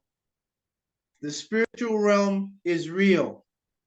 And we have to go to our altar when we're dealing with these people that we don't know if they're human, if they're a shapeshifter, if it's a clone that they just downloaded data into and it's an autonomous organic robot. We don't know. All we know is the contract that says to do this, we're noticing these public officials are not honoring stuff. When their code says they have to comply, they don't comply. At that point, all bets are off. It's straight hecka at that point. On them and anybody connected. Nope, they're not going to get no amnesty, none of that, no forgiveness, nope, because they were told. Sure. So Maku, Last Shadow also, I watched an older video and it showed in the caption on YouTube, it showed a red colored and a yellow colored boxing glove, and it said Chief Nanya Shabu El versus Tarhaka. Yes. Do you remember that video? Okay, so I was watching that video, and I know, okay, first of all, you know all the things that you've done, and you know them to be true. And I know all the things that you've done, and I know them to be true because I've seen the facts and everything that backs it up. Okay. So when Tarhaka responded and said he didn't have a question, but he just started going off and saying, "Oh, this man's ridiculous, and you're out of your mind," and all this stuff. The thing that I noticed is while he was throwing all that at you, you just remain calm. Okay, so like I said, you know what you've done, and I know what you've done, and other Takvans know what you've done, and we know it to be true, factually true. How is it that you're so able to stay calm, like just so calm while he's throwing grenades at you, and then you respond just really lightly? You kill him with kindness, you respond, and you just keep that. How is it? What practice? What is it that I can practice? Because man, when I was listening to that video, I was getting heated, and I was like, I wanted to come through the screen and punch him. So how is it that you stay calm when you're in a situation like that? Because that's something I think would be really valuable to me as far as to learn. I've been telling this to everybody. This hasn't been hidden. There's principles of, for example, the Kabbalah, because I was studying the Kabbalah. And then eventually, once you study the Kabbalah, you find out the Kabbalah takes you back to Egypt. So what they're doing in Kabbalah, they got that from Egypt. The biggest thing is if you get upset, that's one of the first things I learned when I was going through the Islam school years ago. And they used to tell us, they said, when you get mad, pay attention, everybody. I want everyone to pay close attention to this one. When you get mad, you get upset, you're possessed. So at that point, the person who's being ridiculous, they can be ridiculous all they want. But if you get upset over their ridiculousness, what happens is now you become under their control. Okay. So that's the first thing. You got to be calm. Even in the face of abuse. This is in the Holy Tablets on page 741, talking about the mind. The next thing is the book called The Power of Now by Eckhart Tolle. And in that one, it says you have to accept what is. So if he's ranting and raving, Tarhaka Bay there in Brooklyn, I'm not going to get upset or worked up over anything. I'm appreciating the fact that he came on and he said, I don't have a question, but I have a statement. That's already a dishonor because I asked him, do you have a question? But then he said, I have a statement. I said, okay, go ahead. And I let him do his statement. The Moorish Science Temple of America, MSTA, Moorish National Republic State, Pleasant Bay, Nakin Bay, Hakim Bay, all of these knucklehead Moors, they're all domestic Negroes. So I've already accomplished that. I've already presented the evidence of them flying a green 5-pointed star on a red field. I'm like, that was brought in 1912. That's not 10,000 years old. So therefore, the Moorish 101 questionnaire is fraudulent. So you have to understand when this is the reason why I'd say 5 minutes when you talk to somebody new to see where they're at. And if they're trying to hold on to their cocoon, their crystallized cocoon of ignorance, and you recognize, you see that, you recognize it, don't try to shatter that. Let it stay. Let the dead bury the dead. Let sleeping dogs lie. It's only if they try to challenge you on your position, that's when you say, okay, you think that you're free. You think you have constitutional rights. I got the evidence the U.S. is dissolved. I got the evidence that all the presidents, exception of 2, were related to Elizabeth II. We got the evidence. She amended the Social Security Act in 1997. See, that's going back to training day. It ain't about what you know, it's about what you can prove. We can prove that. You can prove that. The people who come to you are coming to you what? Emotionally. So the first automatic response has to be what? Calm, in a state of peace, relaxed. That doesn't mean you're ignorant. That doesn't mean a person's yelling at you, you turn your back and ignore them. No, you can just simply walk away, be calm, but you keep your eye on them to make sure that they're not going to follow you, or they're not going to pick up something or what have you to physically harm you. But if all they're going to do is yell, they're entitled to that. They can do that. It's how you respond and react to that which is important, which was talked about in the Kabbalah.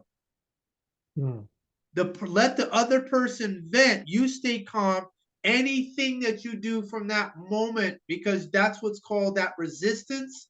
Let the person vent. Let them cuss you out. Let them do whatever.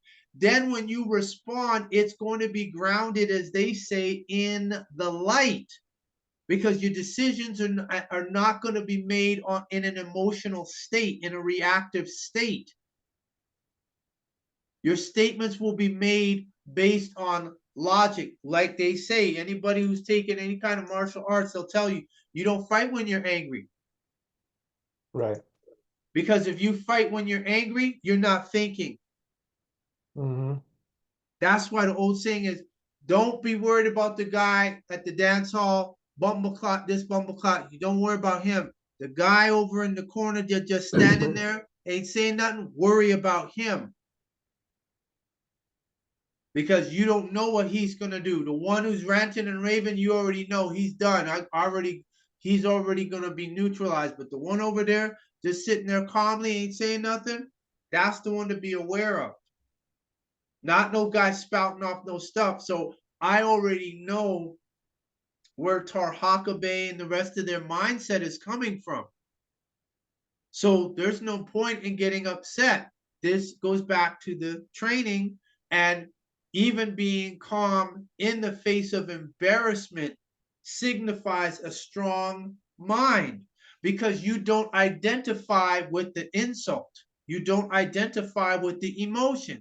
Like watching a movie, people will see somebody playing basketball. They got that new thing with these black women in G-strings playing basketball, and then one of them messed around and she fell and then broke her leg right there on the court. And then it's like, oh, you see that, and then you're thinking it's your leg, but it's not your leg, it's her leg. The imagery might be a bit gruesome, but it's not you, has nothing to do with your body. So what I'm training you all is to realize anything that happens outside of your body is not you. If it benefits you, great. If it's going to be a negative influence or a negative effect on you, you don't identify with it. You acknowledge this is trying to damage you, and you do what you need to do, which is to elevate your vibration, your sound cycle, your energy cycle. I gave the example years ago about, this is from the book, The Crystal Book by Dale Walker. He wrote a book called The Crystal Book, and he had a seminar where he had 2 people come up on stage. And he had told this woman, okay, you cuss this guy out and you keep cussing him and don't stop until I tell you to stop. And so then he told the guy, here, I'm going to give you this mantra. And let's see if I recall the mantra. I call the light now. I have to fix it up and make those things sharp. I call the light now with I am a clean and finished vessel. The light is my teacher. So he told them, you keep repeating that, you keep cussing him out. So they did it, and then in the experiment, the woman stopped and he said, "Why did you stop? I told you to keep going." She said, "I just felt this warm wave of energy come over me and I just couldn't continue to keep cussing at her." So then he asked the guy, "So what was it like on your end when she was throwing curses at you?" He said, "First, it was really tough in the beginning, but I kept repeating and kept saying it, and then eventually he felt like he was being energized." Mm-hmm. Because when she first started, it was a major blow, but eventually started energized. The point being, a positive statement, even if it's simple, is more powerful than a negative statement that's 1,000 times worse. And so these are the things that when we go through the tablets, the dark book, the gold book, those are remedies, and the remedies is not a one-shot off deal. You have to repeat. This is why that's part of teaching, is to be what? Repetitive. Part of being what you want to call spiritual is always to recognize when you have difficulty, you call on your ammunition of invocations, chants, mantras for whatever moment, and don't think that it's not part of your life. "Oh, I can't say it now because I'm not at my altar." No. You saw what happened with the Chinese boy in his place, and the door opened up. Mm-hmm. And the computer said, "There's a being here that's 560 years old, which is a female who is angry." Yeah. And the computer picked that up. So if the computer, off of this guy doing a facial recognition AI video call, is picking that up behind, and he's like, "What? The door is open." I don't know how recent that was. I wish I would like to know, like, what the recent, if that was in the last 2 months, because then that would put it in line with what's happened with the solar eclipse that occurred back, was that April 8th? Was it April 8th? Sure. Mm-hmm. So that would put that in line, because CERN talked about, because of the portals, there's a portal northeast of you, that portal we saw on Google Earth, that the military is surrounded, and they're like, what's down there? These entities are coming in. So that's where you watch that movie like Constantine, to give you an idea of, yes, this is what's happening. So how do we deal with it?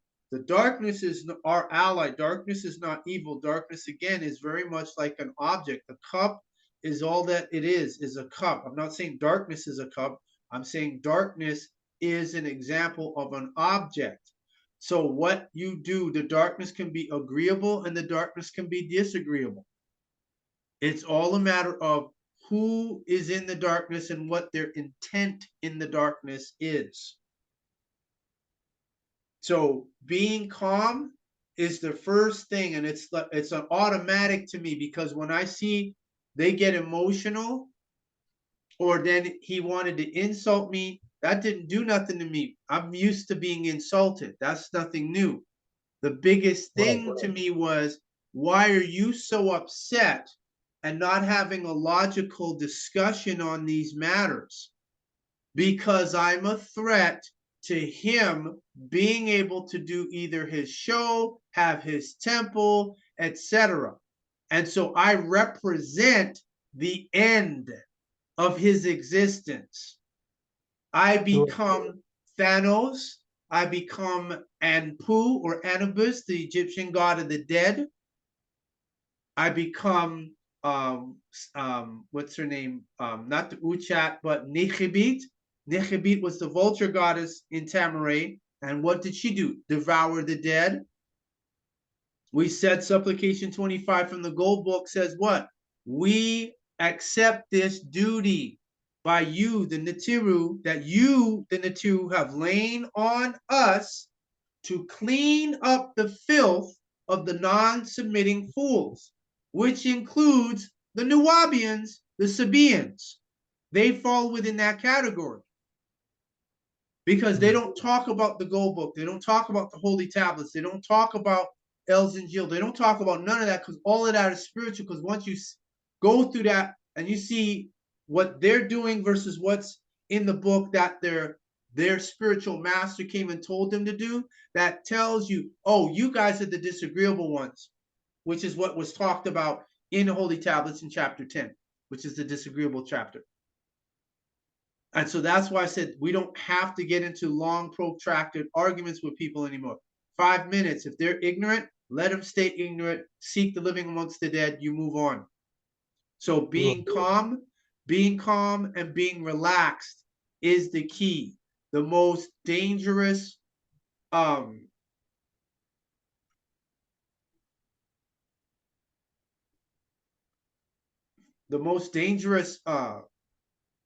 of man is a man that is calm and relaxed under pressure.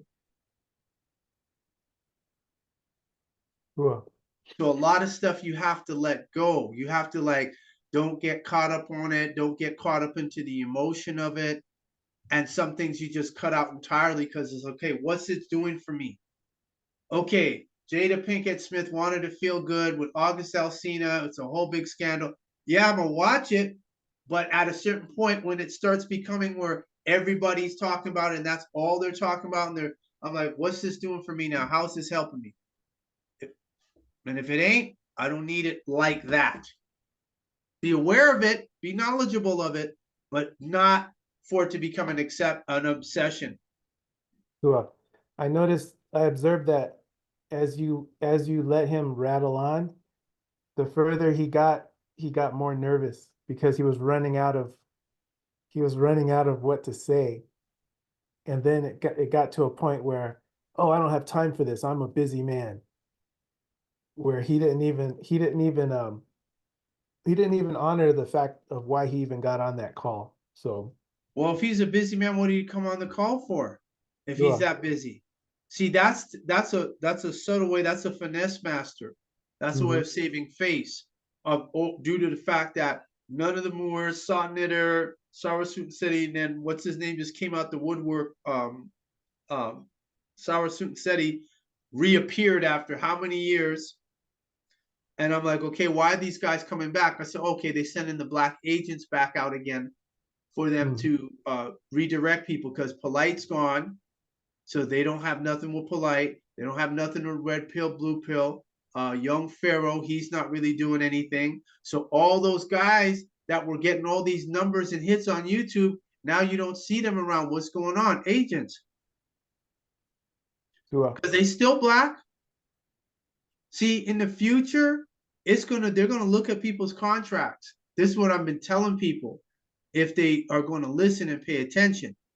We were told years ago that the devil has a file on each and every one of you and knows who each and every one of you are.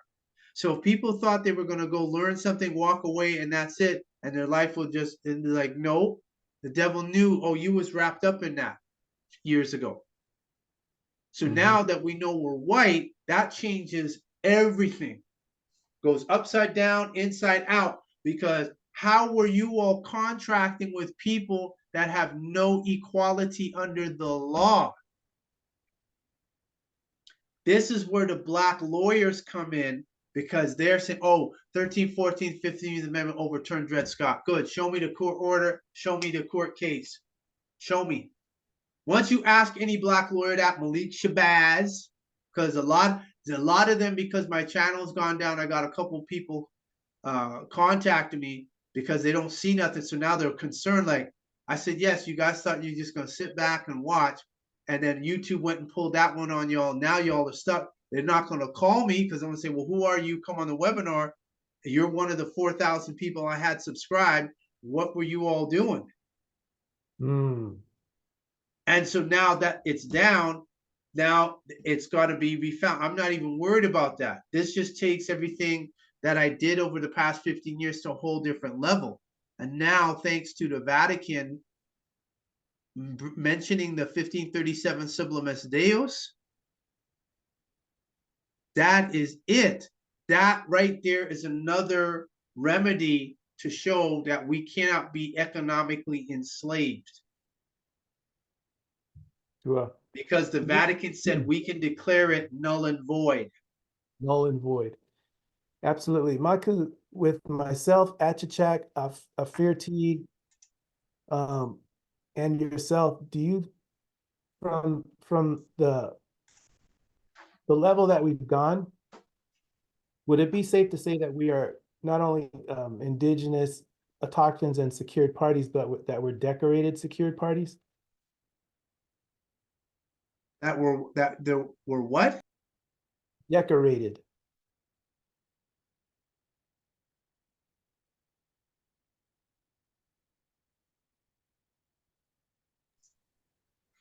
You're not a decorated secured party. You are the descendants of the original owners of the planet, thanks to Clark McClellan. I am the bridge, the conduit of all that information that's out there to grab all the different dots and connect them to make a, whether you want to call it a network or a database of relevant facts related to us. And then I'm the bridge that now connects all that to those of you all out there that are willing to realize to let go of Black, African American, person of color, and realize you can walk, but you got to come through me. You get access to all that information, and you all find other information. So then we create a neural network of information and documents. That is what has to happen. So all this fighting going on as far as the entertainment industry, the banking, the sports, and all that type of stuff, or the military industrial complex, the people up at the top have everyone underneath them doing their bidding. Now that they say, okay, well, we want to create a new system, so we got to destroy this one and build a new one. But the problem they're going to have, or strike, but however, the problem they're going to have is Black has no standing at law. And all those contracts that they started use the word Black. Person of color, visible minority. That's fraud for a corporation to hire an illegal alien. Let me say this again for those that may have missed that. A corporation, specifically a U.S. corporation, that hires illegal aliens, that's against the law. And the Liber Code, Article 33 says you cannot conscript the inhabitants of an area into that oppressor's country, military. That violates the law of war.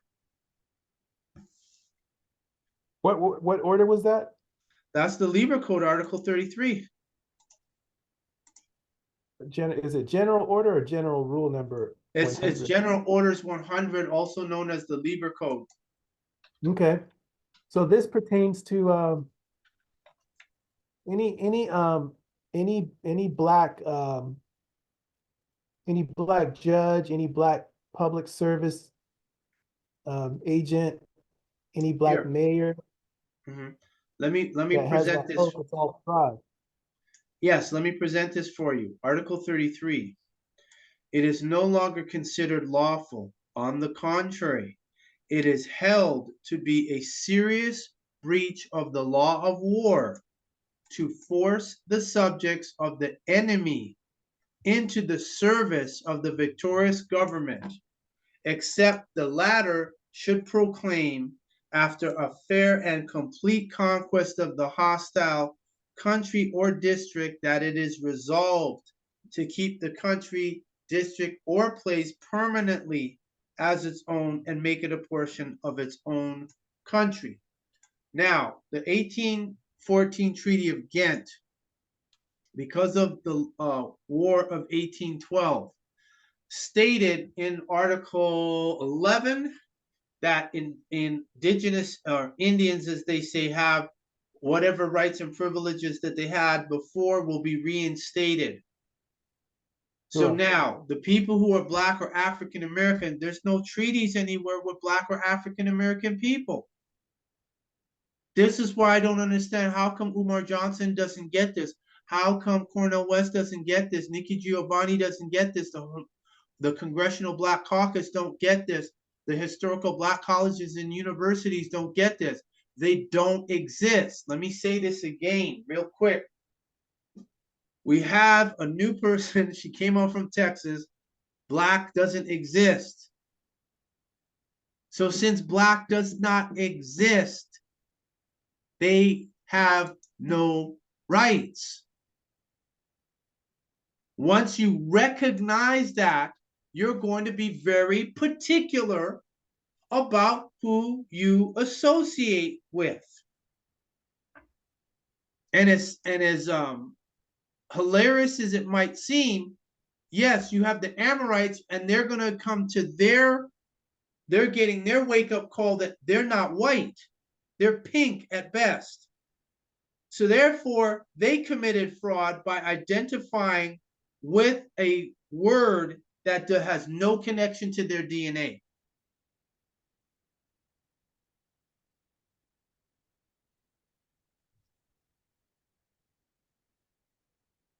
Go ahead. No, I'm just taking it in. Kashikador. Oh, did they kick him out?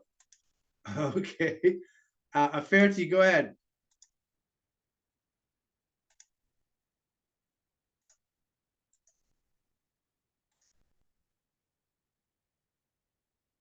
Yeah, go ahead, unmute. Yes, and for anyone else, please go ahead, put your question in the chat. Put your oh, is Aferti there? Oh, he probably crashed out. Okay, go ahead. I'm here, Michael. Oh wait, you had your hand up, Rawat. All right, Michael. I want to know, you talked about this week Can't about, see you. I'm seeing your end sign. yeah, I'm in the shadow here. Oh, you're in the shadows. But yeah, we talked about the certifying, like the brother New had mentioned earlier, certifying the liens. What is the difference between certifying a lien or getting an apostille for a lien? Is that the same Apostilles, thing? if you're presenting it internationally, a certification is to certify that that's on file with that either Secretary of State or the county. Oh, shit. Appreciate it. All right, Khashikadur. Ashachak, your question was, because I don't think he's on, I think he went off. Oh, okay, he's here. Okay.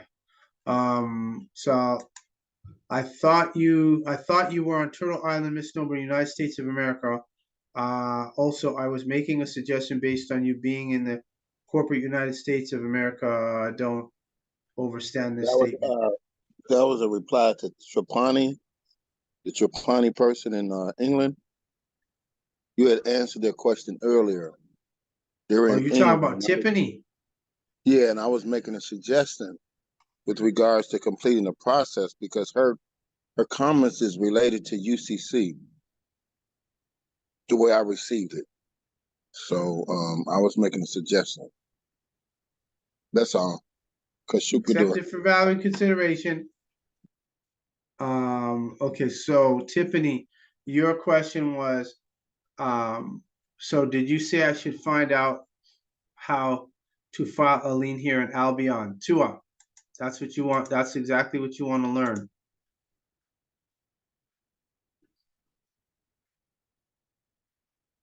Let's see here.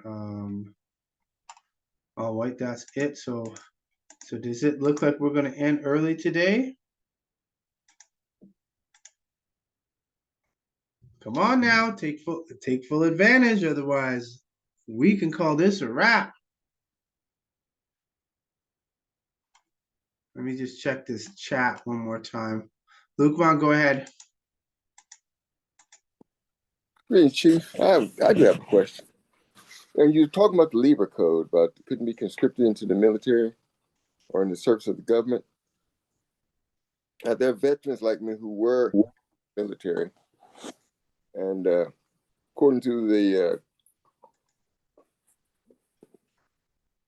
military, we had to be 100% going in, but we know we didn't come out 100%.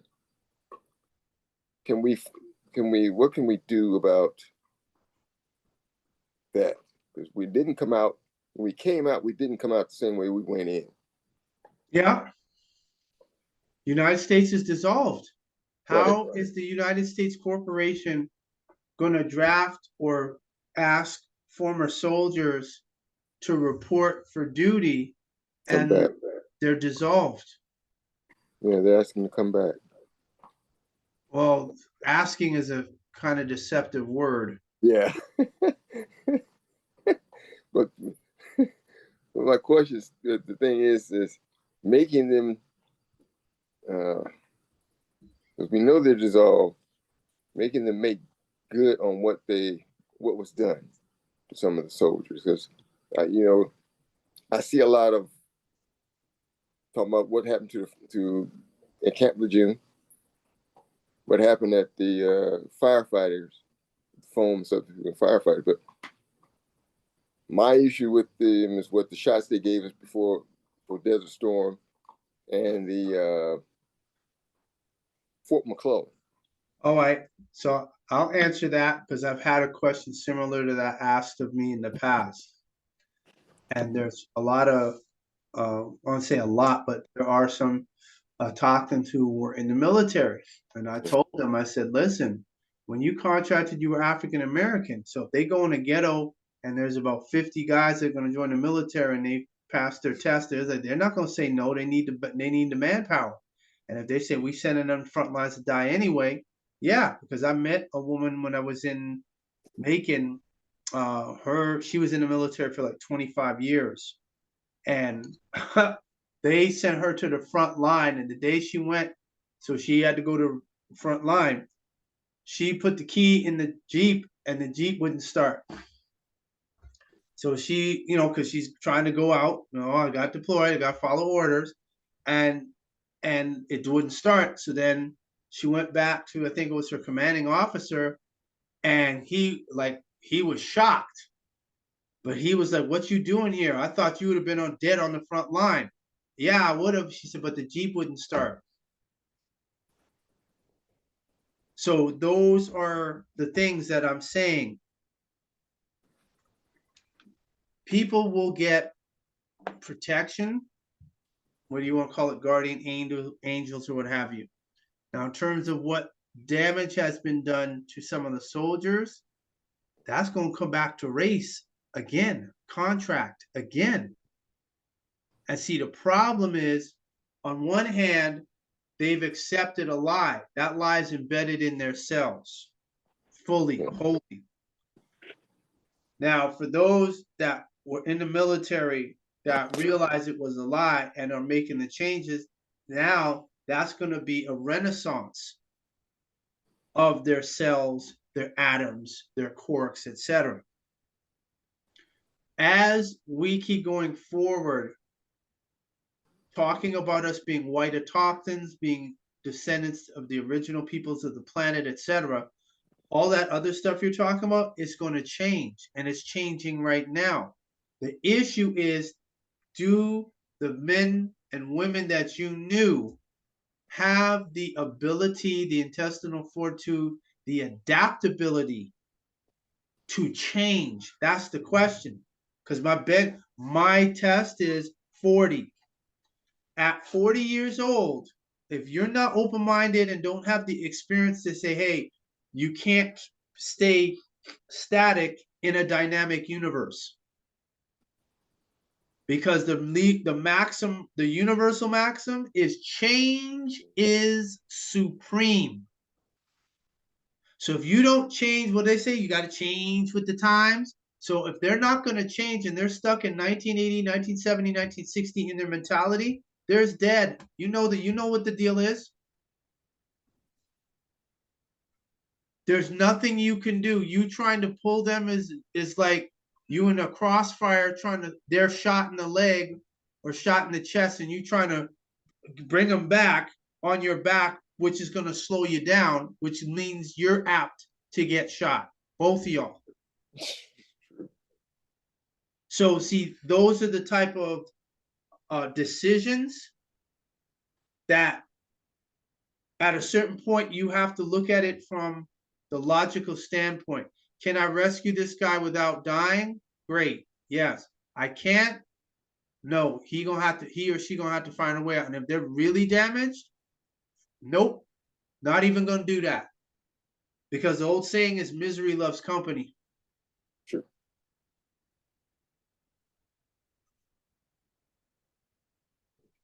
All white? All white. For Shukador, they gotta get white. Sa, go ahead.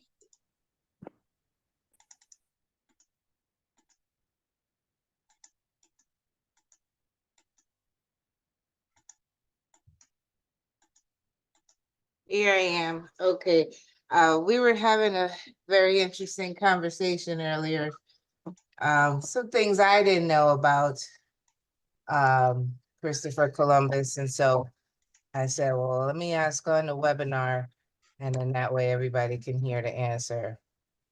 Okay, let me get a glass of water first. All right. And then I can fully let's see, sent. Then I can fully deal with that. Give me the answer for that. Okay, let's see here. And there should be 2 in here. Okay, so let me grab my water 1 second, please. All right.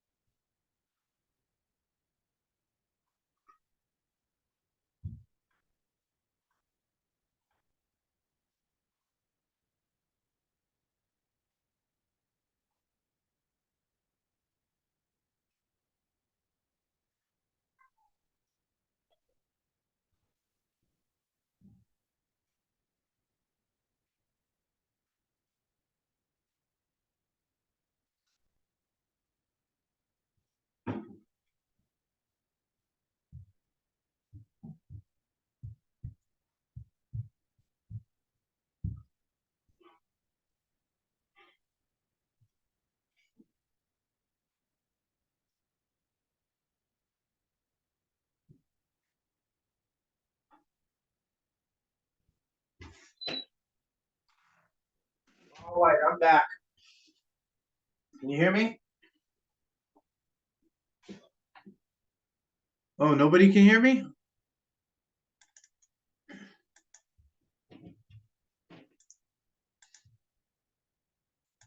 Oh, can you hear me? Tua, All right, so what's your question? what was it that you were saying about Christopher Columbus? How everybody looked at him, basically how we look at Bill Gates now. People Yeah. at the time. Oh yeah, he was a psychopathic he was a psychopathic maniac. Let's see here. This was where is it here? Off this history.com. Where did Columbus's ships, the Nina, the Pinta, and the Santa Maria, They have one at West Edmonton Mall, but they call it the ship instead of calling it the Santa Maria. But the funny part is they still have the coat of arms on the sails. The crests are still on the sails. So August 3rd, 1492, Christopher Columbus and his crew set sail from Spain in 3 ships, the Nina, the Pinta, and the Santa Maria. On October 12th, which is the same date that the U.S. dissolved in 2021, the ships made landfall, not in the East Indies as Columbus assumed, but on one of the Bahamian islands, likely San Salvador. So going further down, let me see here. Yeah, this here. Christopher Columbus's later voyages. About 6 months later, in September of 1493, Columbus returned to the Americas.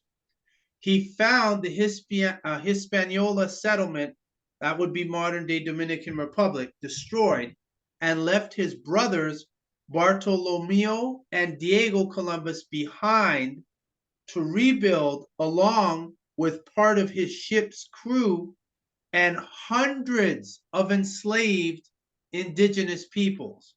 Now, keep in mind he was with, he got financed by Queen Isabella, but they were what? Catholic. Then he headed west to continue his mostly fruitless search for gold and other goods. His group now included a large number of indigenous people the Europeans had enslaved. In lieu of the material riches he had promised the Spanish monarchs, he sent some 500 enslaved people to Queen Isabella. Now, this is from the Caribbean. Hispaniola is Dominican Republic. So he sent them to Queen Isabella in Spain. The queen was horrified. She believed that any people Columbus discovered were Spanish subjects who could not be enslaved, and she promptly and sternly returned the explorer's gift. Now, that's contrary to the Catholic Church and the Vatican, because they wanted to what? Convert them. So now, in May of 1498, Columbus sailed west across the Atlantic for the 3rd time. So 1492, 1493, then 1498. He visited Trinidad and the South American mainland before returning to the ill-fated Hispaniola settlement, where the colonists had staged a bloody revolt against the Columbus brothers' mismanagement and brutality. Conditions were so bad that Spanish authorities had to send a new governor to take over. Meanwhile, the native Taino population, forced to search for gold and to work on plantations, was decimated. Within 60 years after Columbus landed, only a few hundred of what may have been 250,000 Taino were left on their island. Christopher Columbus was arrested and returned to Spain in chains. In 1502, cleared of the most serious charges, but stripped of his noble titles, the aging Columbus persuaded the Spanish crown to pay for one last trip across the Atlantic. This time, Columbus made it all the way to Panama, just miles from the Pacific Ocean, where he had to abandon 2 of his 4 ships after damage from storms and hostile natives.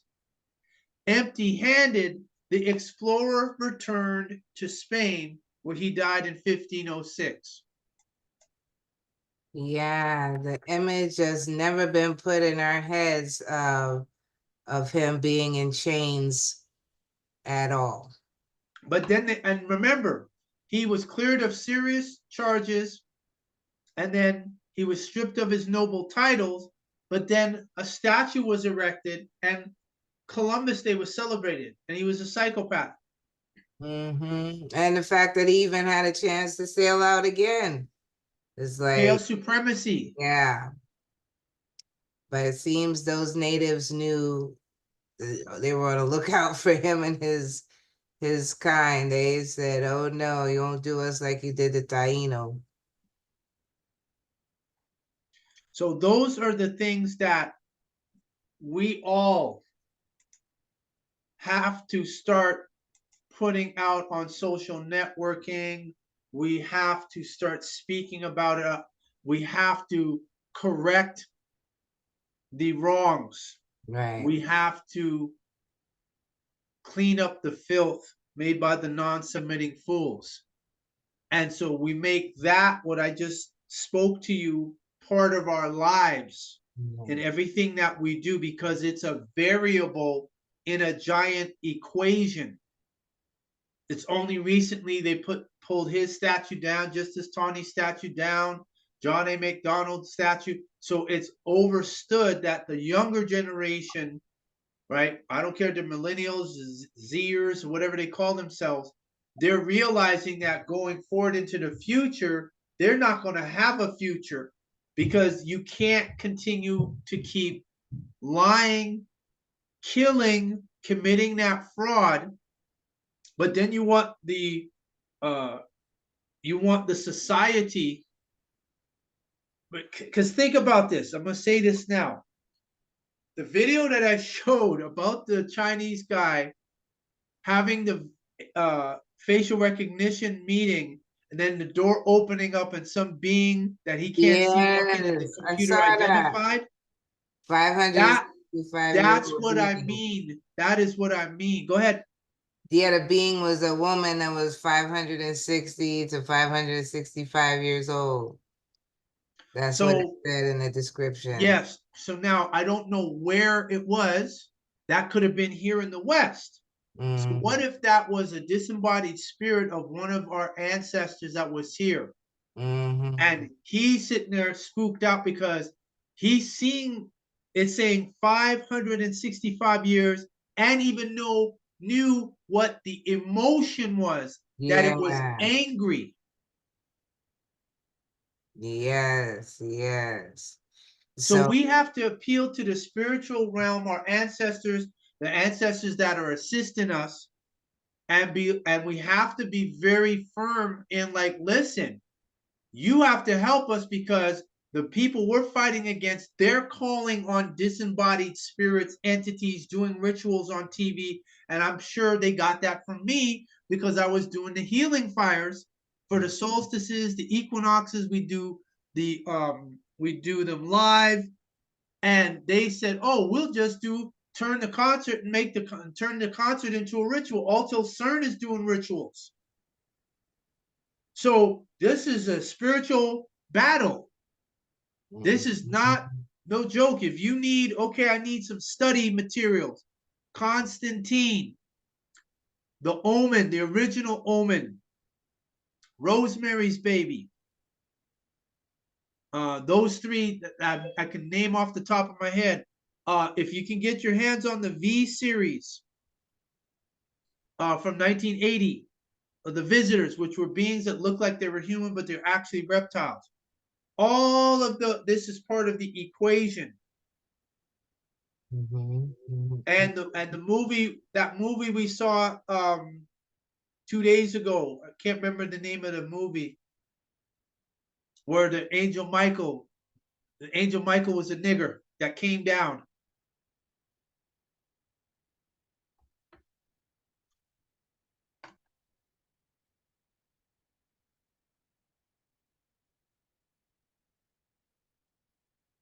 Are you talking, Saw? Go ahead. Yeah, and I had to get something out of the oven. But the devil's, it was something the devil's,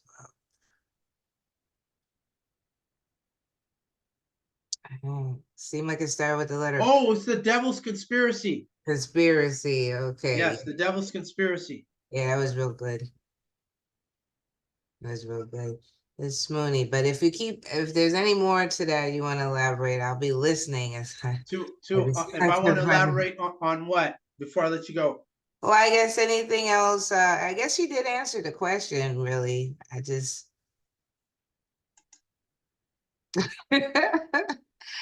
don't want it to be over. But Tiffany has a question, and I see a whole bunch of questions in hand. So okay, go ahead, man. you ain't got to stall to keep me on the thing. They could speak for themselves. You ain't got to.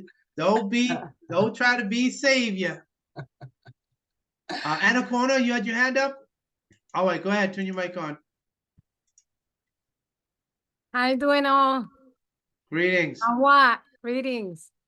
I actually wanted to add to what Sa was saying about Christopher Columbus.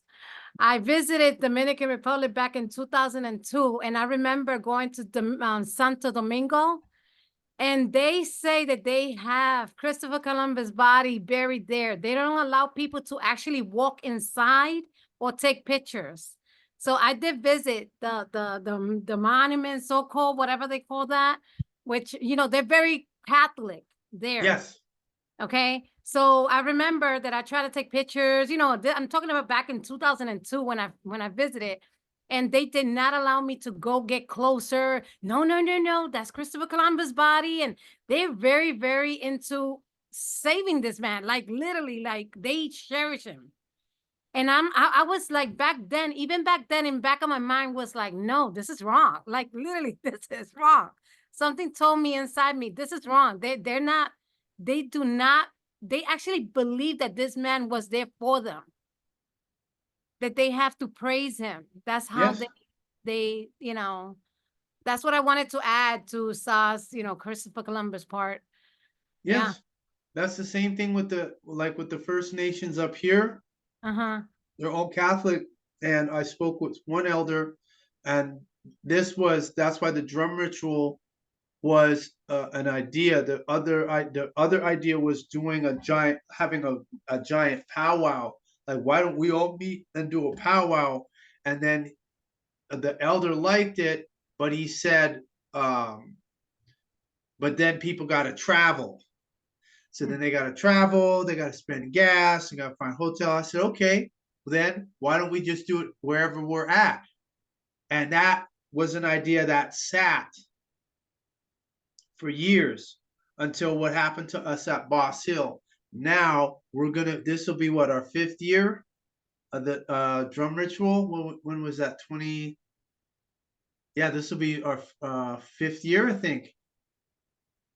2020, yeah, because this will be fourth drum ritual, because he was still in utero. So it'll be 4 years of drum ritual.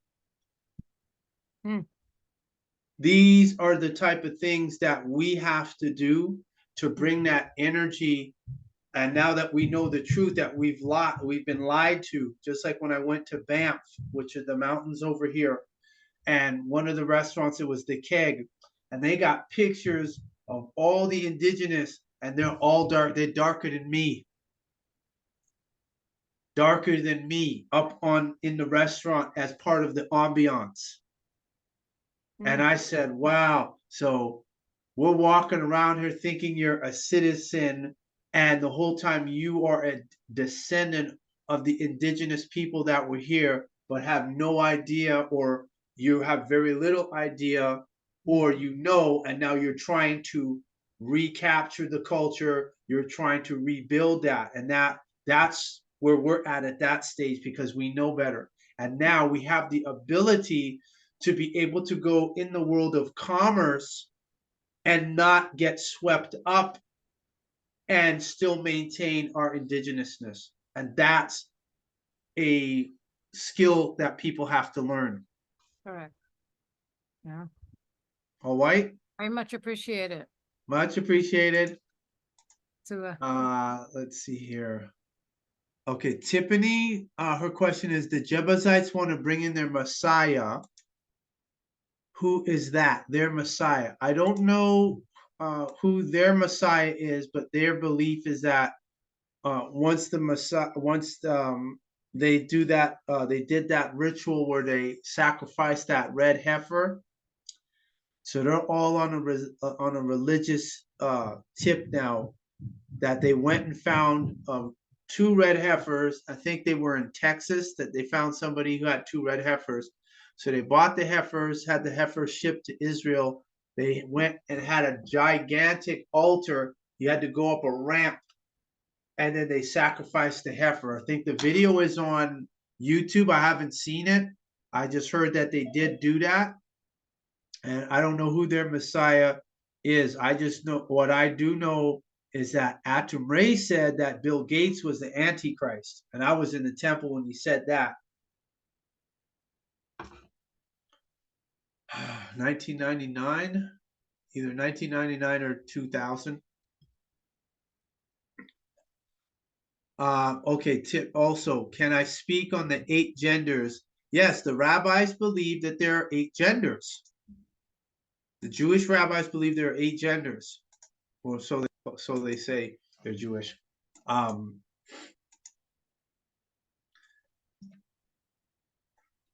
see. Rabbis say there are 8 genders.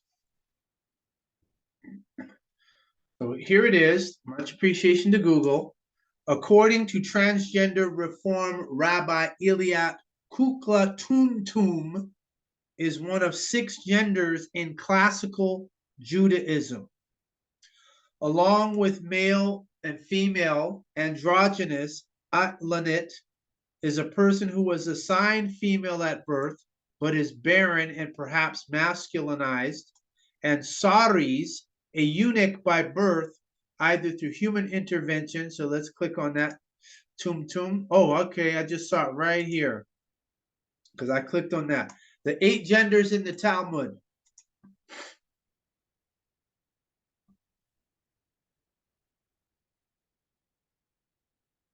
I'll put this link in the chat for those that may want it.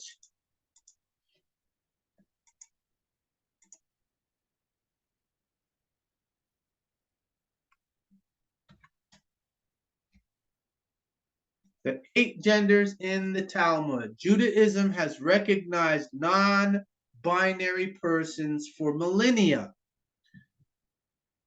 Thought non-binary gender was a myth. Oh, pardon me. Thought non-binary gender was a modern concept. Think again. The ancient Jewish understanding of gender was far more nuanced than many assume. The Talmud, a huge and authoritative compendium of Jewish legal traditions, contains in fact no less than 8 gender designations, including 1, Zakar, male, 2, Nekeba, female. They have Nekeva because they're Russian. They'll use that V there. It should be a W. W if you're going to use a V. 3, androgynous, having both male and female characteristics. Tum, lacking sexual characteristics. Atlanit Hama, identified female at birth, but later naturally developing male characteristics. Atlanit Adam, identified female at birth, but later developing male characteristics through human intervention. Saris Hama, identified male at birth, but later naturally developing female characteristics. And 8, Saris Adam, identified male at birth and later developing female characteristics through human intervention. In fact, not only did the rabbis recognize 6 genders that were neither male nor female, they had a tradition that the first human being was both. Versions of this midrash are found throughout rabbinic literature, including in the Talmud. So Rabbi Uriah ben Elazar also said Adam was first created with 2 faces, one male and the other female. As it is stated, you have formed me behind and before and laid your hand upon me. Psalms 139, verse 5. So this is where the transgender, LGBTQ, high 5, divided sign, plus square root, are coming from, because the Jews are the ones that are bankrolling this, they're financing this. That's why it's coming out.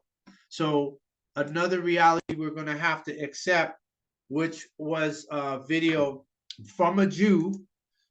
I'll see if I can find it real quick here, where he admits that the Jews run the world. Let me see if I can find that video real fast. And they're not hiding it anymore. Before it was kept quiet, now they're not hiding it, and now the next thing they're doing is they want to make it that you can't speak about anything about them, and if you do, it's considered anti-Semitic and you could get locked up. Here it is, beautiful. Okay, so I'm going to play this. This is I'm gonna put it in the chat. This is on x.com. Listen, pay attention, people. Out their own mouths. They ain't hiding nothing.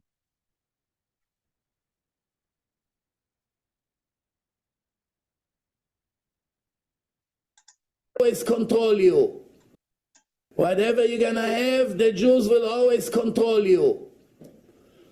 Everywhere you go in the world, who's running all the financial? Always the Jews. Started in Paro, Yosef, everyone. The Jews are in charge of the world. Science, financial, politics, behind the presidents. Even now, everybody knows that all the campaign of Donald Trump is his son-in-law, the Jew, Kushner. I read it 3 different articles. He is the mastermind behind everything. He told him what to say, what not to say, how to react, things that he did in the end, that in the end worked out for him. And he is richer than him, don't get confused. He didn't marry him for his money. The family of his son-in-law are much wealthier than Donald Trump himself. Some people may think, oh, he married her because she, her father is the rich guy. No, no, no, no. They're very, very wealthy. They give loans of tens of millions of dollars to people for real estate. They're funders. They have a lot of money. Bli ayin hara. So, that's how Hashem made the world. Abarbanel, in his time in Spain, was running the show. Everywhere, the Jews always run the financial. Here in America, Bernanke, who was before Greenspan, the Jews runs the show. Everywhere. The treasury, the one in charge, what's his name? The one that was in charge now. His Mechutan was davening with us in a minyan, in Mincha. Sar HaOtzar, no, the treasury. Also in charge of the money. Even in Arab countries, they always had hidden advisors that tell them what to do. There's not that many Jews in the world that ride a bicycle, Shem Tov. I can tell you that. There's much more Mercedes and BMW. So there you go. So we get to a point where, as we're going and studying what happened in the past,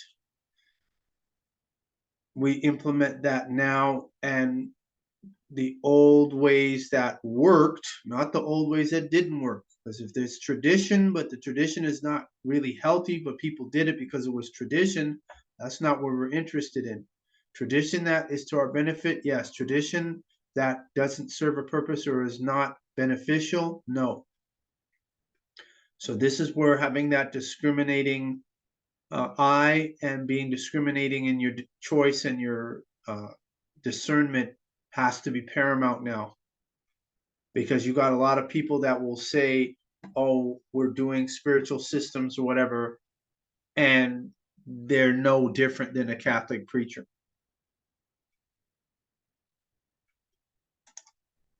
So what I want to do is pull this picture up here. This is as a reminder, partially for the new people. Let's see where you hide in here.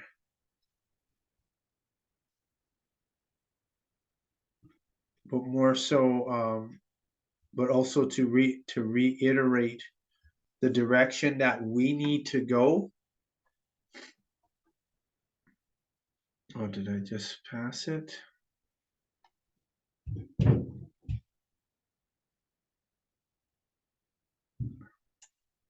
One second, everybody.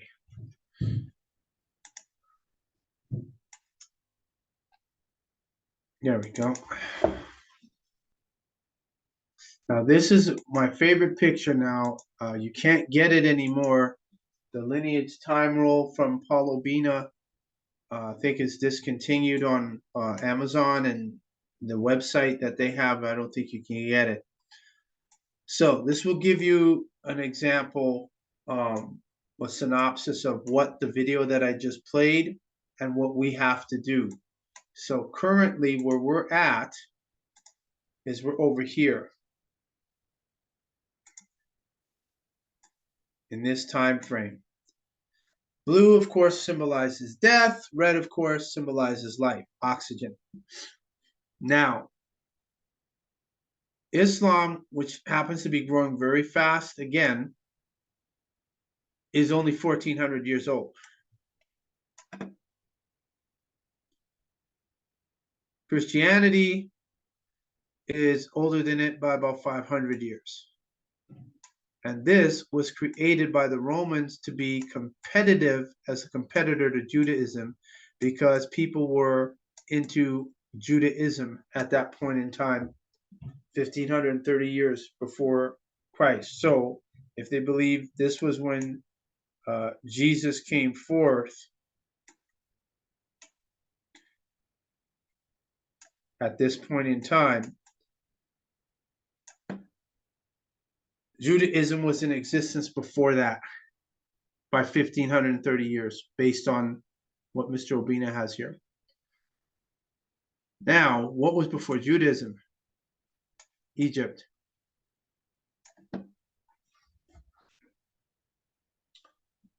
So, in a direct way, I'm informing everyone here, the people who will watch the replay, you will not get remedy from Islam, because Islam doesn't talk about race and ethnicity.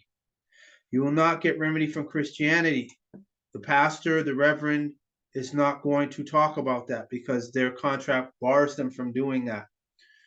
Judaism says no as it pertains to black people, because it said they are Schwarzers and they can never truly be a Jew, which of course is a lie, because the men's Y chromosome is more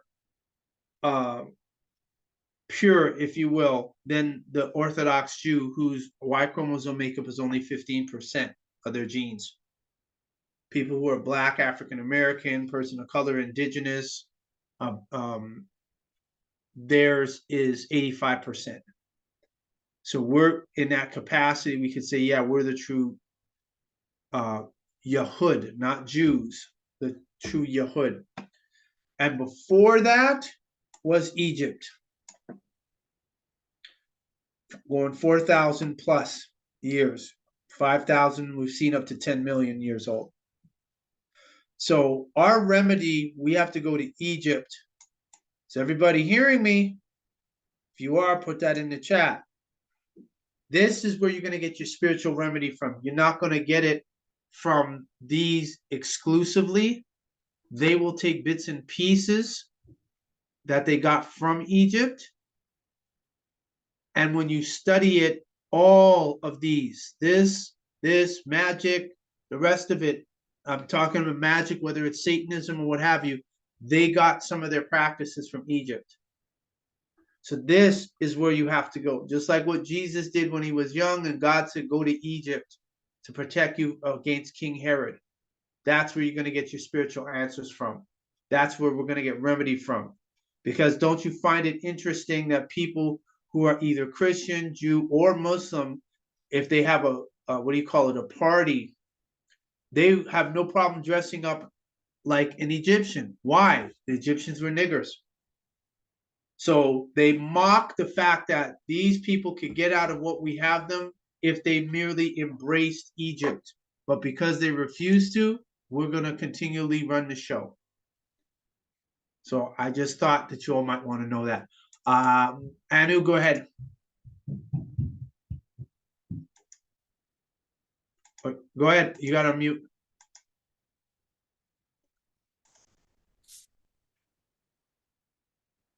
Oh, I wanted to ask you if you have the document that you were going over with Sa that talked about Columbus. Are you able to put that in the chat? Let me see here.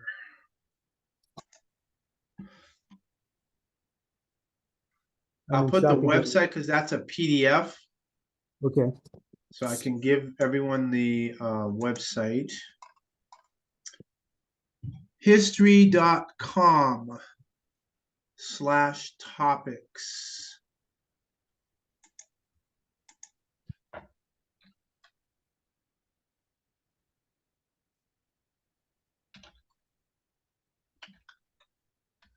Topic/exploration.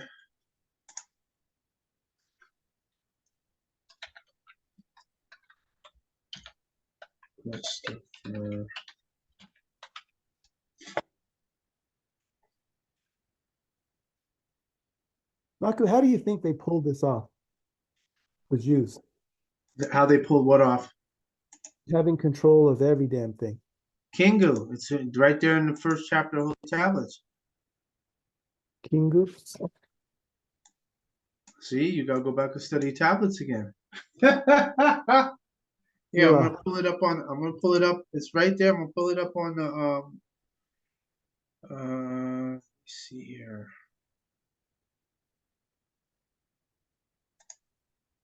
Let's see. I'm gonna pull up the Holy Tablets, and I will.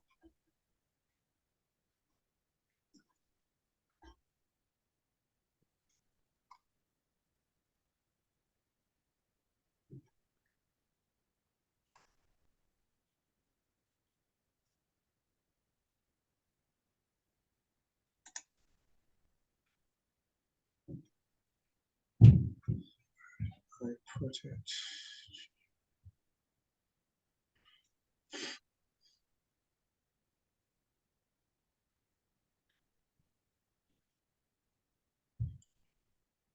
Yeah, it's supposed to be in here.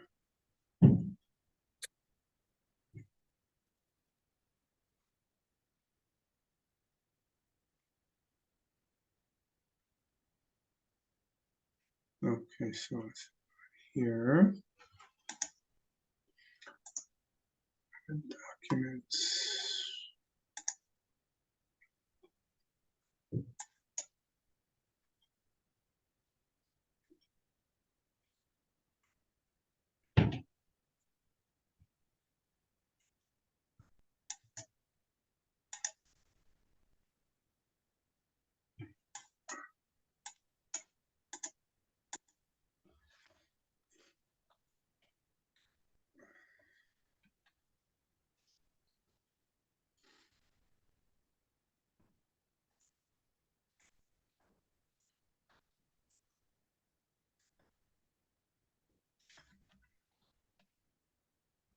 This is interesting.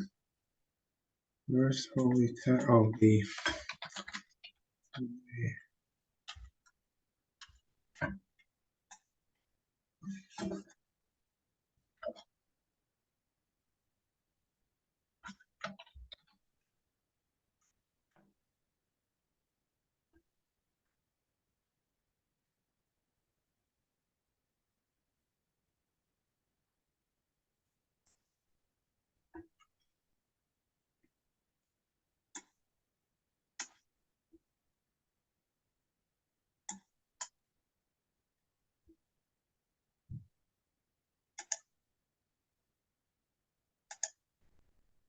This is odd. Where is my Holy Tablets? It's supposed to be. Let me try again. I must have overlooked it. There we go. Okay, so let's go back to this first before we go into tablets in a second.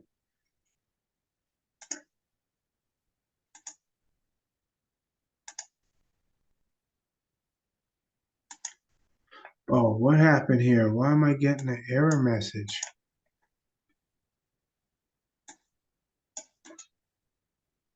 www.history. Okay, so that should be here.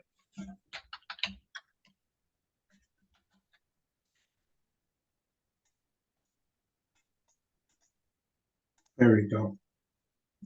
So I'm going to put the link here in the chat. And this has everything that you were asking for, what I spoke. It's in there. So everyone has it now. Well, much So, appreciated, Richard. And was yeah, that you're was quite one, welcome. was one of your documents on there too? No, this was this is something that I sent into Alberta Vital Statistics. Oh, They wanted me to prove how I'm connected with the residential school, right. because when I did the change from the name, the debtor name, to the appellation, I've already had that since 2013 on file with the province of Alberta, but they want to change the actual registration. And so the problem that I'm having is they're saying, well, you have to be part of the 60 scoop or a relative or connected. And I said, there's no requirement for that. But since you want that, the Catholic Church was the one that had their school system in existence before the province of Alberta was a province. And then when they decided to do the residential school system, the federal government in Canada said, we'll give the church the money and let them run the schools. So I said, well, that means who chose the curriculum? The Catholic Church. So what they were teaching on reservation, they're teaching in the residential schools or in the off reservation. But the problem is the city of Edmonton is a reservation. See, so that is some delusion that, oh, this was at residential schools. I said the city is on a reservation. That's why they have casinos here. They never used to have casinos when I was growing up. Now all of a sudden they got a whole bunch of casinos all over the place. Because why? It's a reservation. So when the governments want to say, hey, this is a reservation, it can't be taxed, we're going to open up a casino, in that capacity, yes. Then any other time when the chiefs want to speak up, they say, oh, no, we're not going to honor that. So that's why some of the people call them the chiefs sellouts. So this is what I gave them in the Saturday Evening Post. So when they said, prove your connection, and I said, that's easy. I said, there was no red Indian here. This is Professor Raffinus right here. To evince this result in a single but striking point, doubted to this day by superficial inquirers, it is sufficient to mention that there were in America, before Columbus came, nations and tribes of the following complexions: coppered, tawny, olive, dusky, white or pale yellow, dark brown, and black, but none red unless painted. And all these complexions are also found in Asia, in Polynesia, and in Africa. The Native American Negroes, or Black Indians, have been seen in Brazil, Guyana, Caracas, Popoyan, Choco, North California, etc. Some of them, such as the Auroras or the Caroras of Cumana, were black, when they say dark skin, but with fine features and long hair, like the Jolos and Galas of Africa. Others in New California, latitude 32, called Esteros, are like the Hottentots, the Numuquas, the Tambukis, and many other Negritrian tribes. Not black, but dark brown, yet complete Negroes with large, thick lips, broad, flat noses, and very ugly, with hair crisped or curly. And this is 1828, Saturday, June 7th. And this is the one I've always used. And when I was trying to refine this again, what did I find? The actual newspaper. Oh, wow. So this is publishing, this is evidence. Mm-hmm. And so this is the map of the treaty territory. So this is the city of Edmonton. We're just on, I guess, on the lower part of this dot here. All what you're seeing here, this is a reservation. And it goes from here all the way over to Hudson Bay in Winnipeg. This is Saskatchewan and this is Winnipeg. Wow. So for them to tell me, prove how I'm connected to the 60 scoop when the city of Edmonton is on a reservation is stupid to me. And It's it a tells weak challenge. when the treaty was 1876. Mm-hmm. And so that's the treaty itself. Then underneath here is the map. Did I pass it? Let me see here.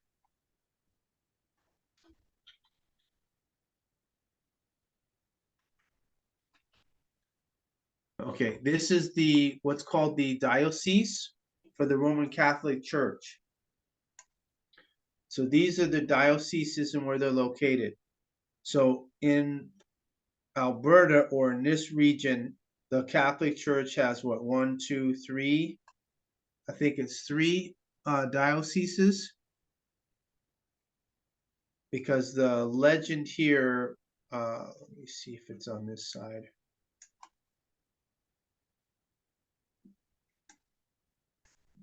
Yeah, because this color is like the Catholic Church, and I think this is Anglican with the goldish.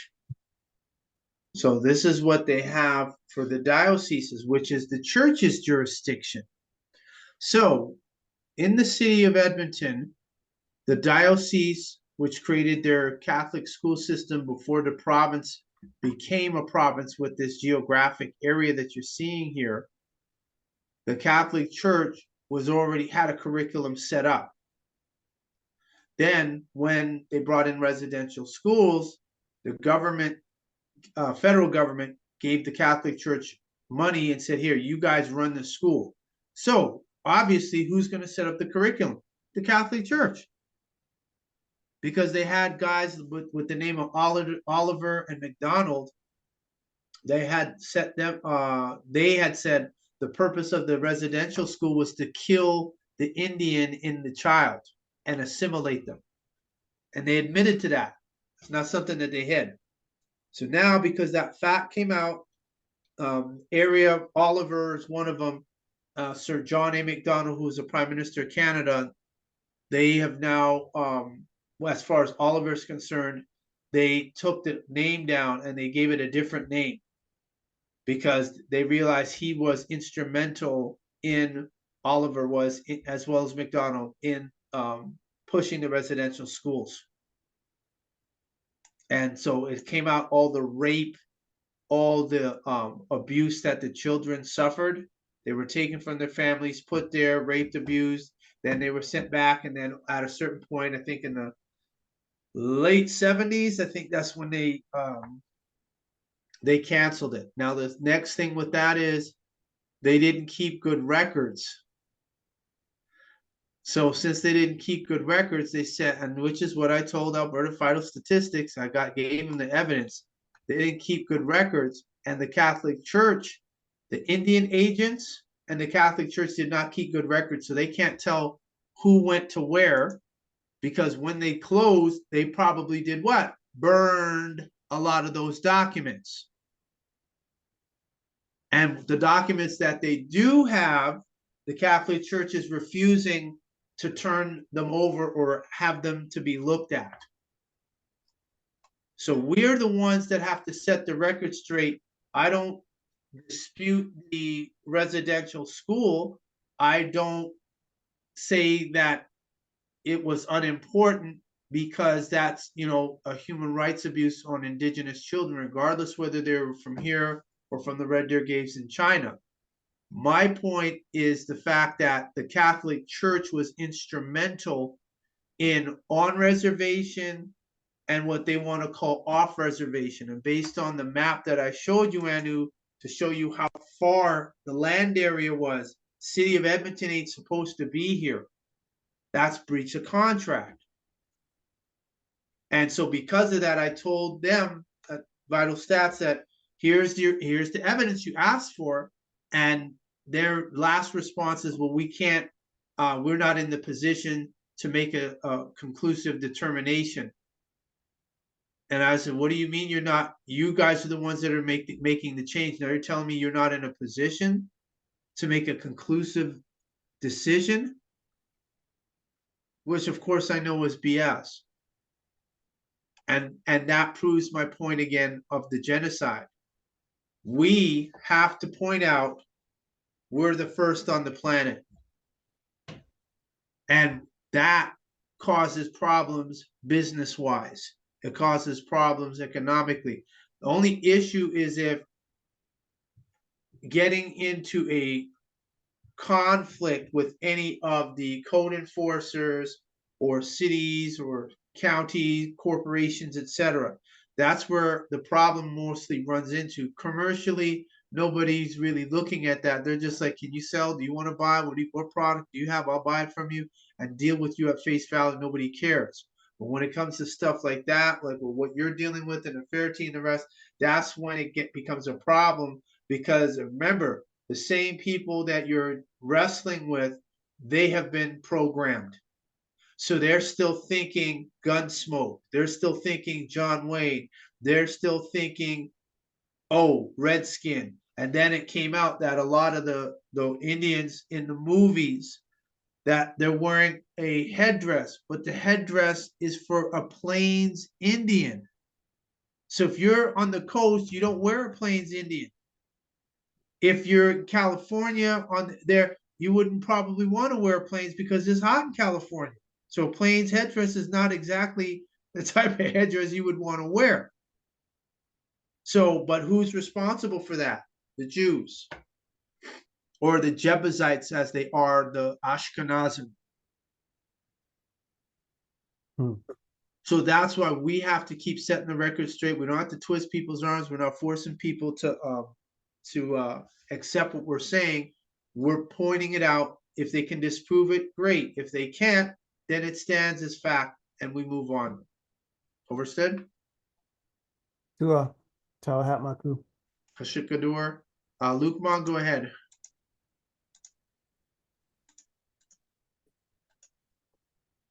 Greetings, Chief. I put in the chat, and what did I say in the chat? You know, we was talking about the Jebusites, and they were the red heifer. Now, they were doing all this stuff, but how could they choose a high priest or Kohen priest when they don't have the Uben and Thuban?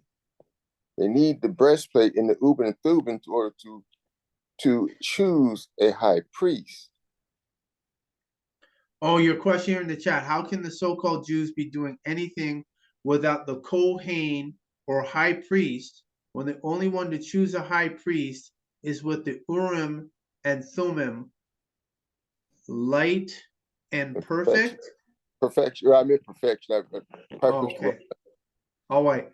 Now, the Urim and Thummim, that is what was used, that breastplate is what was used in order to speak to the Most High. If they didn't have that, they get electrocuted. That movie, Raiders of the Lost Ark, when you watch when they get the Ark and then they want to turn it on and start activating it, and Homeboy had the breastplate on. But it didn't have the Thuban. Yeah, that's like a rectangle with got the 12 stones on it, and that's what he needed in order to prevent being electrocuted.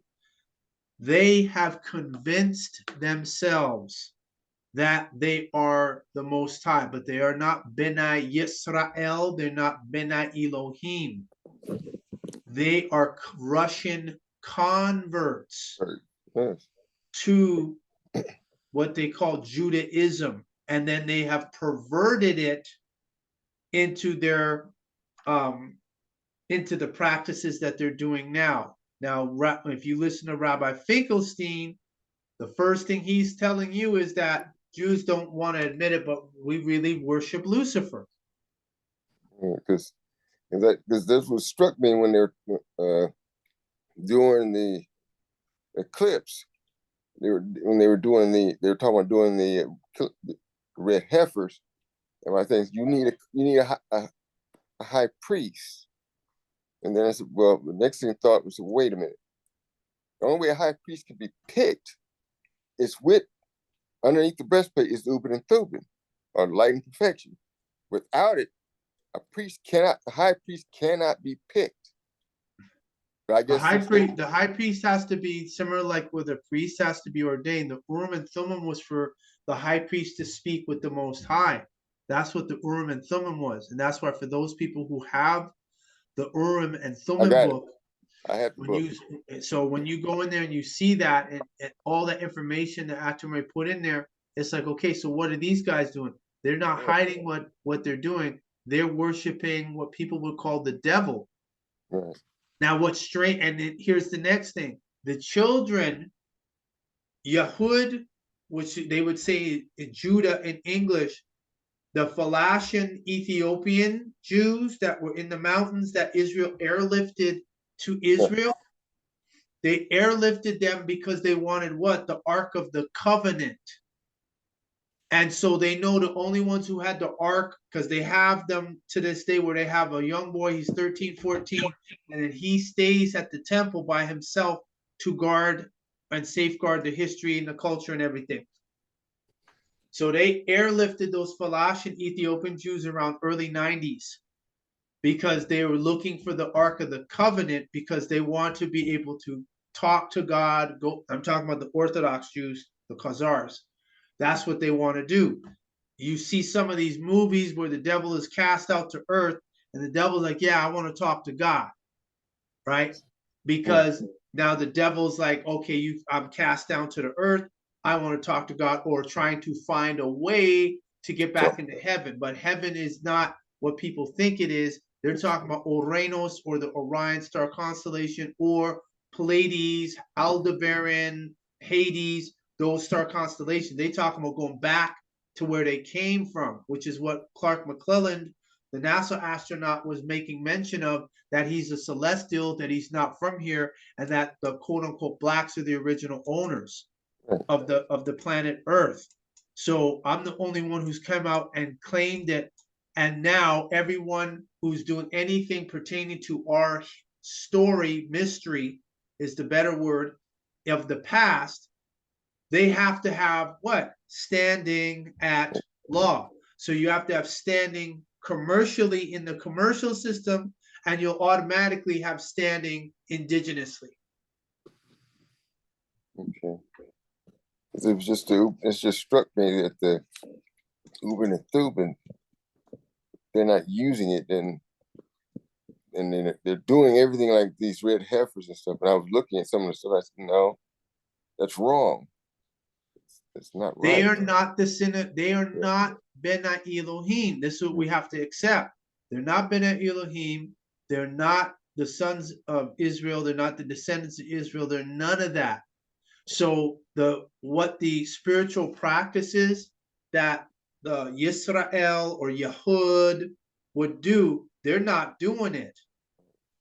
There's some of the things like the Lemda tribe in Africa are doing those Hebraic customs, but then there's other stuff that these Jews are doing, which is you're not supposed to do. For example, drinking blood, throwing blood on an altar, rubbing blood in their locks, that stuff that they're doing. The Lemda tribe ain't doing that. So when I found that ritual, I said, okay, this is what these guys are doing. And then when you have the young girl, Woe Vicky, went to some party in Hollywood, and they told her, we need a drop of your blood. And oh gosh, what else was it? The drop of the blood is what got her. They said, you got to turn yourself, you got to give us your cell phone, you got to give us a drop of your blood and something else. And so when they start talking about they wanted a drop of her blood, she's like, nah, I'm good. And she said, I called me an Uber and left. This is the type of stuff that's going on. This is the type of rampant magic and rituals that's going on. And so I'm so grateful, like I said, that Aferti shared that video where you could see this door open and the guy's using a computer for facial recognition video call, and it picked up what was in the back behind him.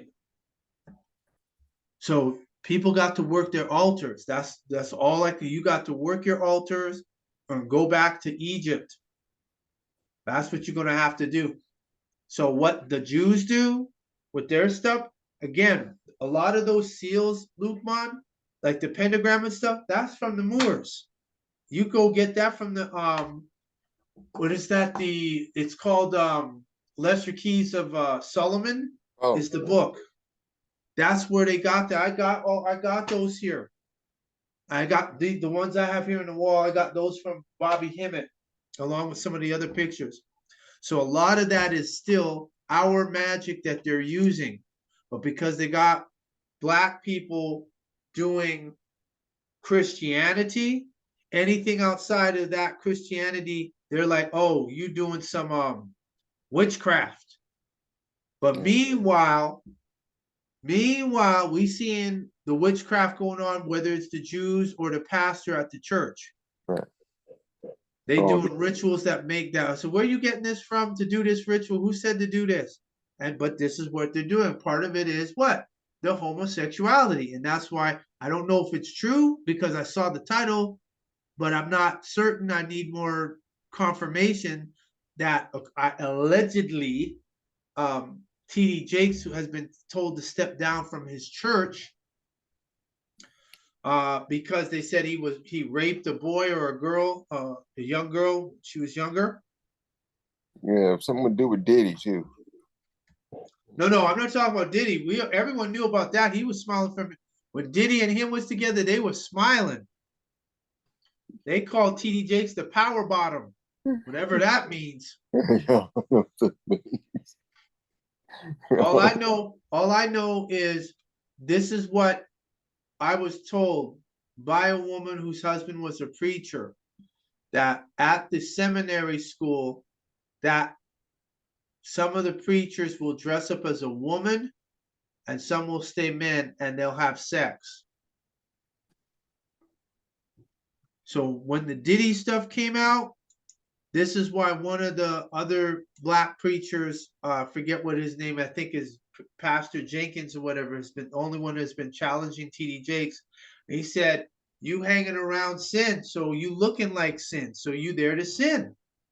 So like Johnny Todd said, when they have church on Sunday, that ain't to worship God, they're mocking God. That's why they have the church on Sunday, yet the Sabbath is today, according to the Gregorian calendar. On the 7th day, you're supposed to rest. So a lot of those things that they implement is them intervening and adding stuff that wasn't there. Then when you go look in the Bible, it doesn't say that they do this. So therefore, okay, what's going on here? That's when they're creating stuff that's not there. All right. All right. Chashikadur. Where's Setep and Ra? There you are, Setep and Ra.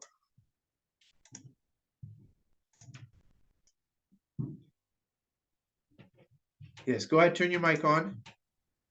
There Okay. we go. Greetings. Greetings. Looking My great. video is a little fuzzy. I'm using the internet in my automobile. I can see you. You're looking great. Yeah, okay. Wonderful. And you had a question, were all U.S. presidents a Mason? Correct. Yes. You can't get up, you cannot get up in any type of a public office of significant power without being initiated. Now the problem comes in because the Grand Lodge in England, their charters have expired. And the charters that they got them from the Moors. So Okay. Prince Hall, Black Prince Hall Masons and Amorite Masons because the Amorite Masons consider the Black Masons clandestine. I'm just telling you what's going on. They consider them clandestine. Yet the Amorite, the Amorites, their Grand Lodge in England, that is that lodge in England, those charters are expired that they got from the Moors.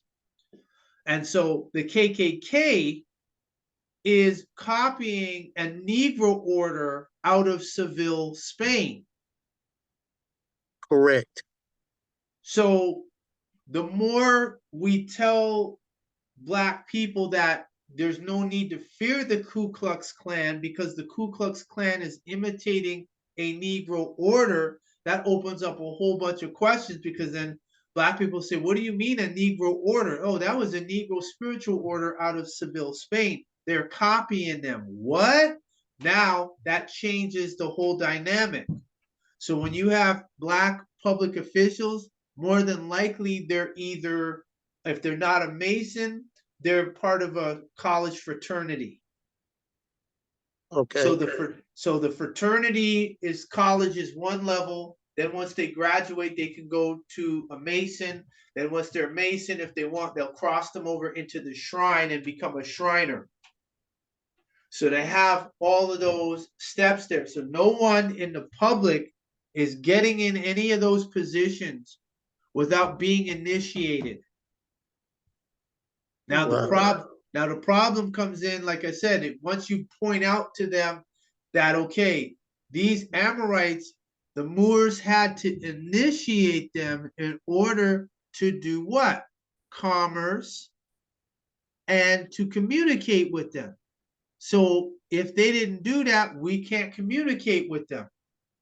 So what they've done is taken the rituals that they were exposed to, and now some people can't figure out. I went to school, I got a good grade point average, and I can't make it. And then I know this guy, we went to college together, this guy's a complete imbecile, and he's living the high life. What's going on? So now it comes back to that saying, it ain't what you know, it's who you know. Yep. But then they're going to lie to children and tell them, go to school, get a good education, and get a good job. Meanwhile, now with what happened with Puff Daddy, Rawat, and what happened with everything else, what are you seeing? That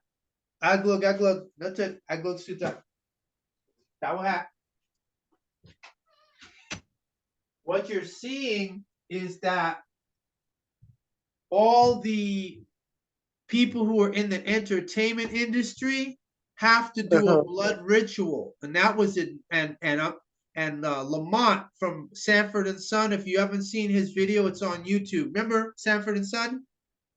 Correct. Okay, Lamont said he's a thespian. He's an actually, classically trained actor. He said these are called bend over billies. This is what they have to do. He said, I don't care your biggest Black star, your biggest Latino star. They all have to do it. Wow. And I've talked about this back around 2017. And I said, we know what's going on. I said, so why don't you just say that this is what you have to do? Because you can see some of the people that are quote unquote stars on a human level, if you will, they're not that talented. Right. You could probably go downtown Birmingham, Alabama, and find somebody playing a guitar way better than the person that's doing 40, 50 doing world tours. Put that person on stage next to the guy who's on the street playing that, he might make $50 busking or whatever. And that one, the one who's on the street can play better than the guy who's going all over the world.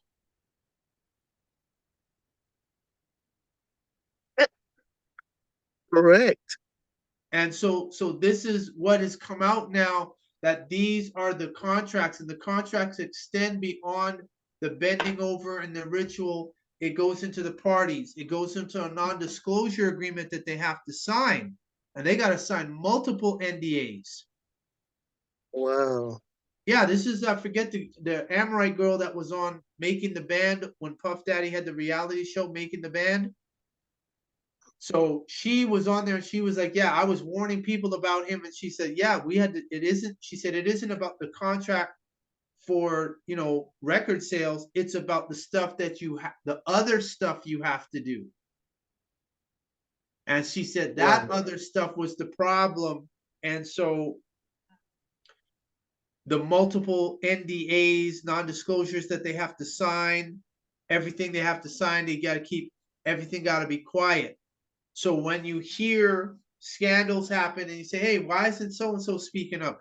Because he signed a non-disclosure either with, through, or by his manager that anything in the industry that happens, he can't speak.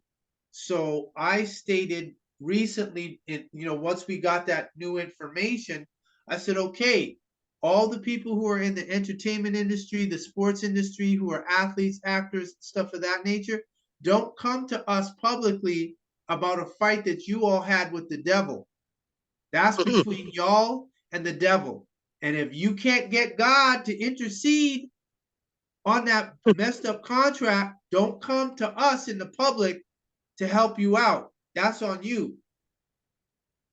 Because Lamont from Sanford and Son said when they asked him about Taraji P. Henson, she was crying, the math ain't mathing up, I gotta keep working. He said no.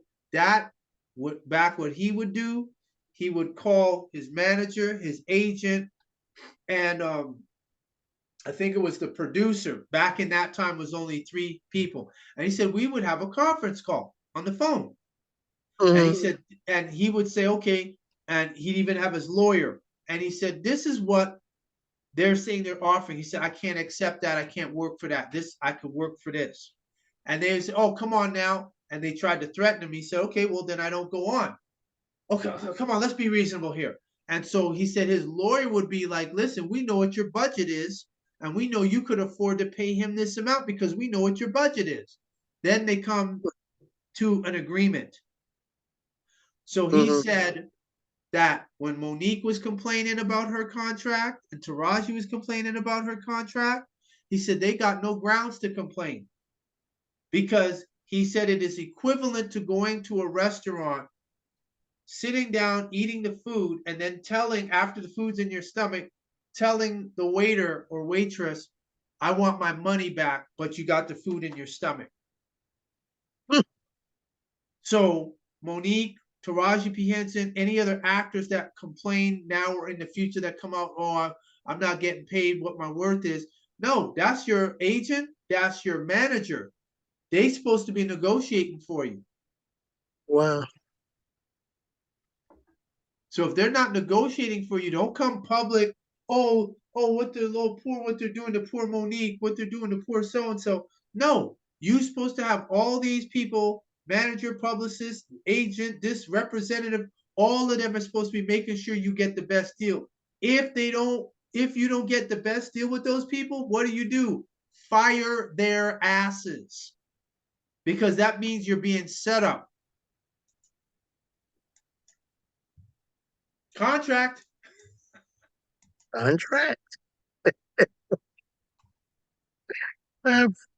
do appreciate that, Marco. All right. All right, so I think that is it then. Let's just double check, make sure, because I have a hand up. Didn't you see my hand up? I said, okay, I apologize. Okay, that's it. So we're good for now. We've covered everything. And that's it for the next open Q&A in June. Man, time is just flying. So secure parties, I'll see you all tomorrow. We do have training tomorrow on the 5th because the 12th, the following Sunday, will be Mother's Day. So the 5th, we'll have training tomorrow, 1 o'clock Eastern. Those that's on the webinar, I will see you all on Monday. We will be on the webinar on Monday, 7 Eastern. Link will be sent out. Those of you that have been on for the first time, make sure you send an email for the video requisite at tafulat@gmail.com. And once you do that, you'll get information on how to do your video. And those who have videos and whatnot to look at over the next 48 to 72, I'll be looking at those as soon as possible. All right, so everyone have a great shadow hour, and appreciate everyone being out here. Much appreciated. Khashikadur, Khashikadur, Khashikadur. White power, white power, white power.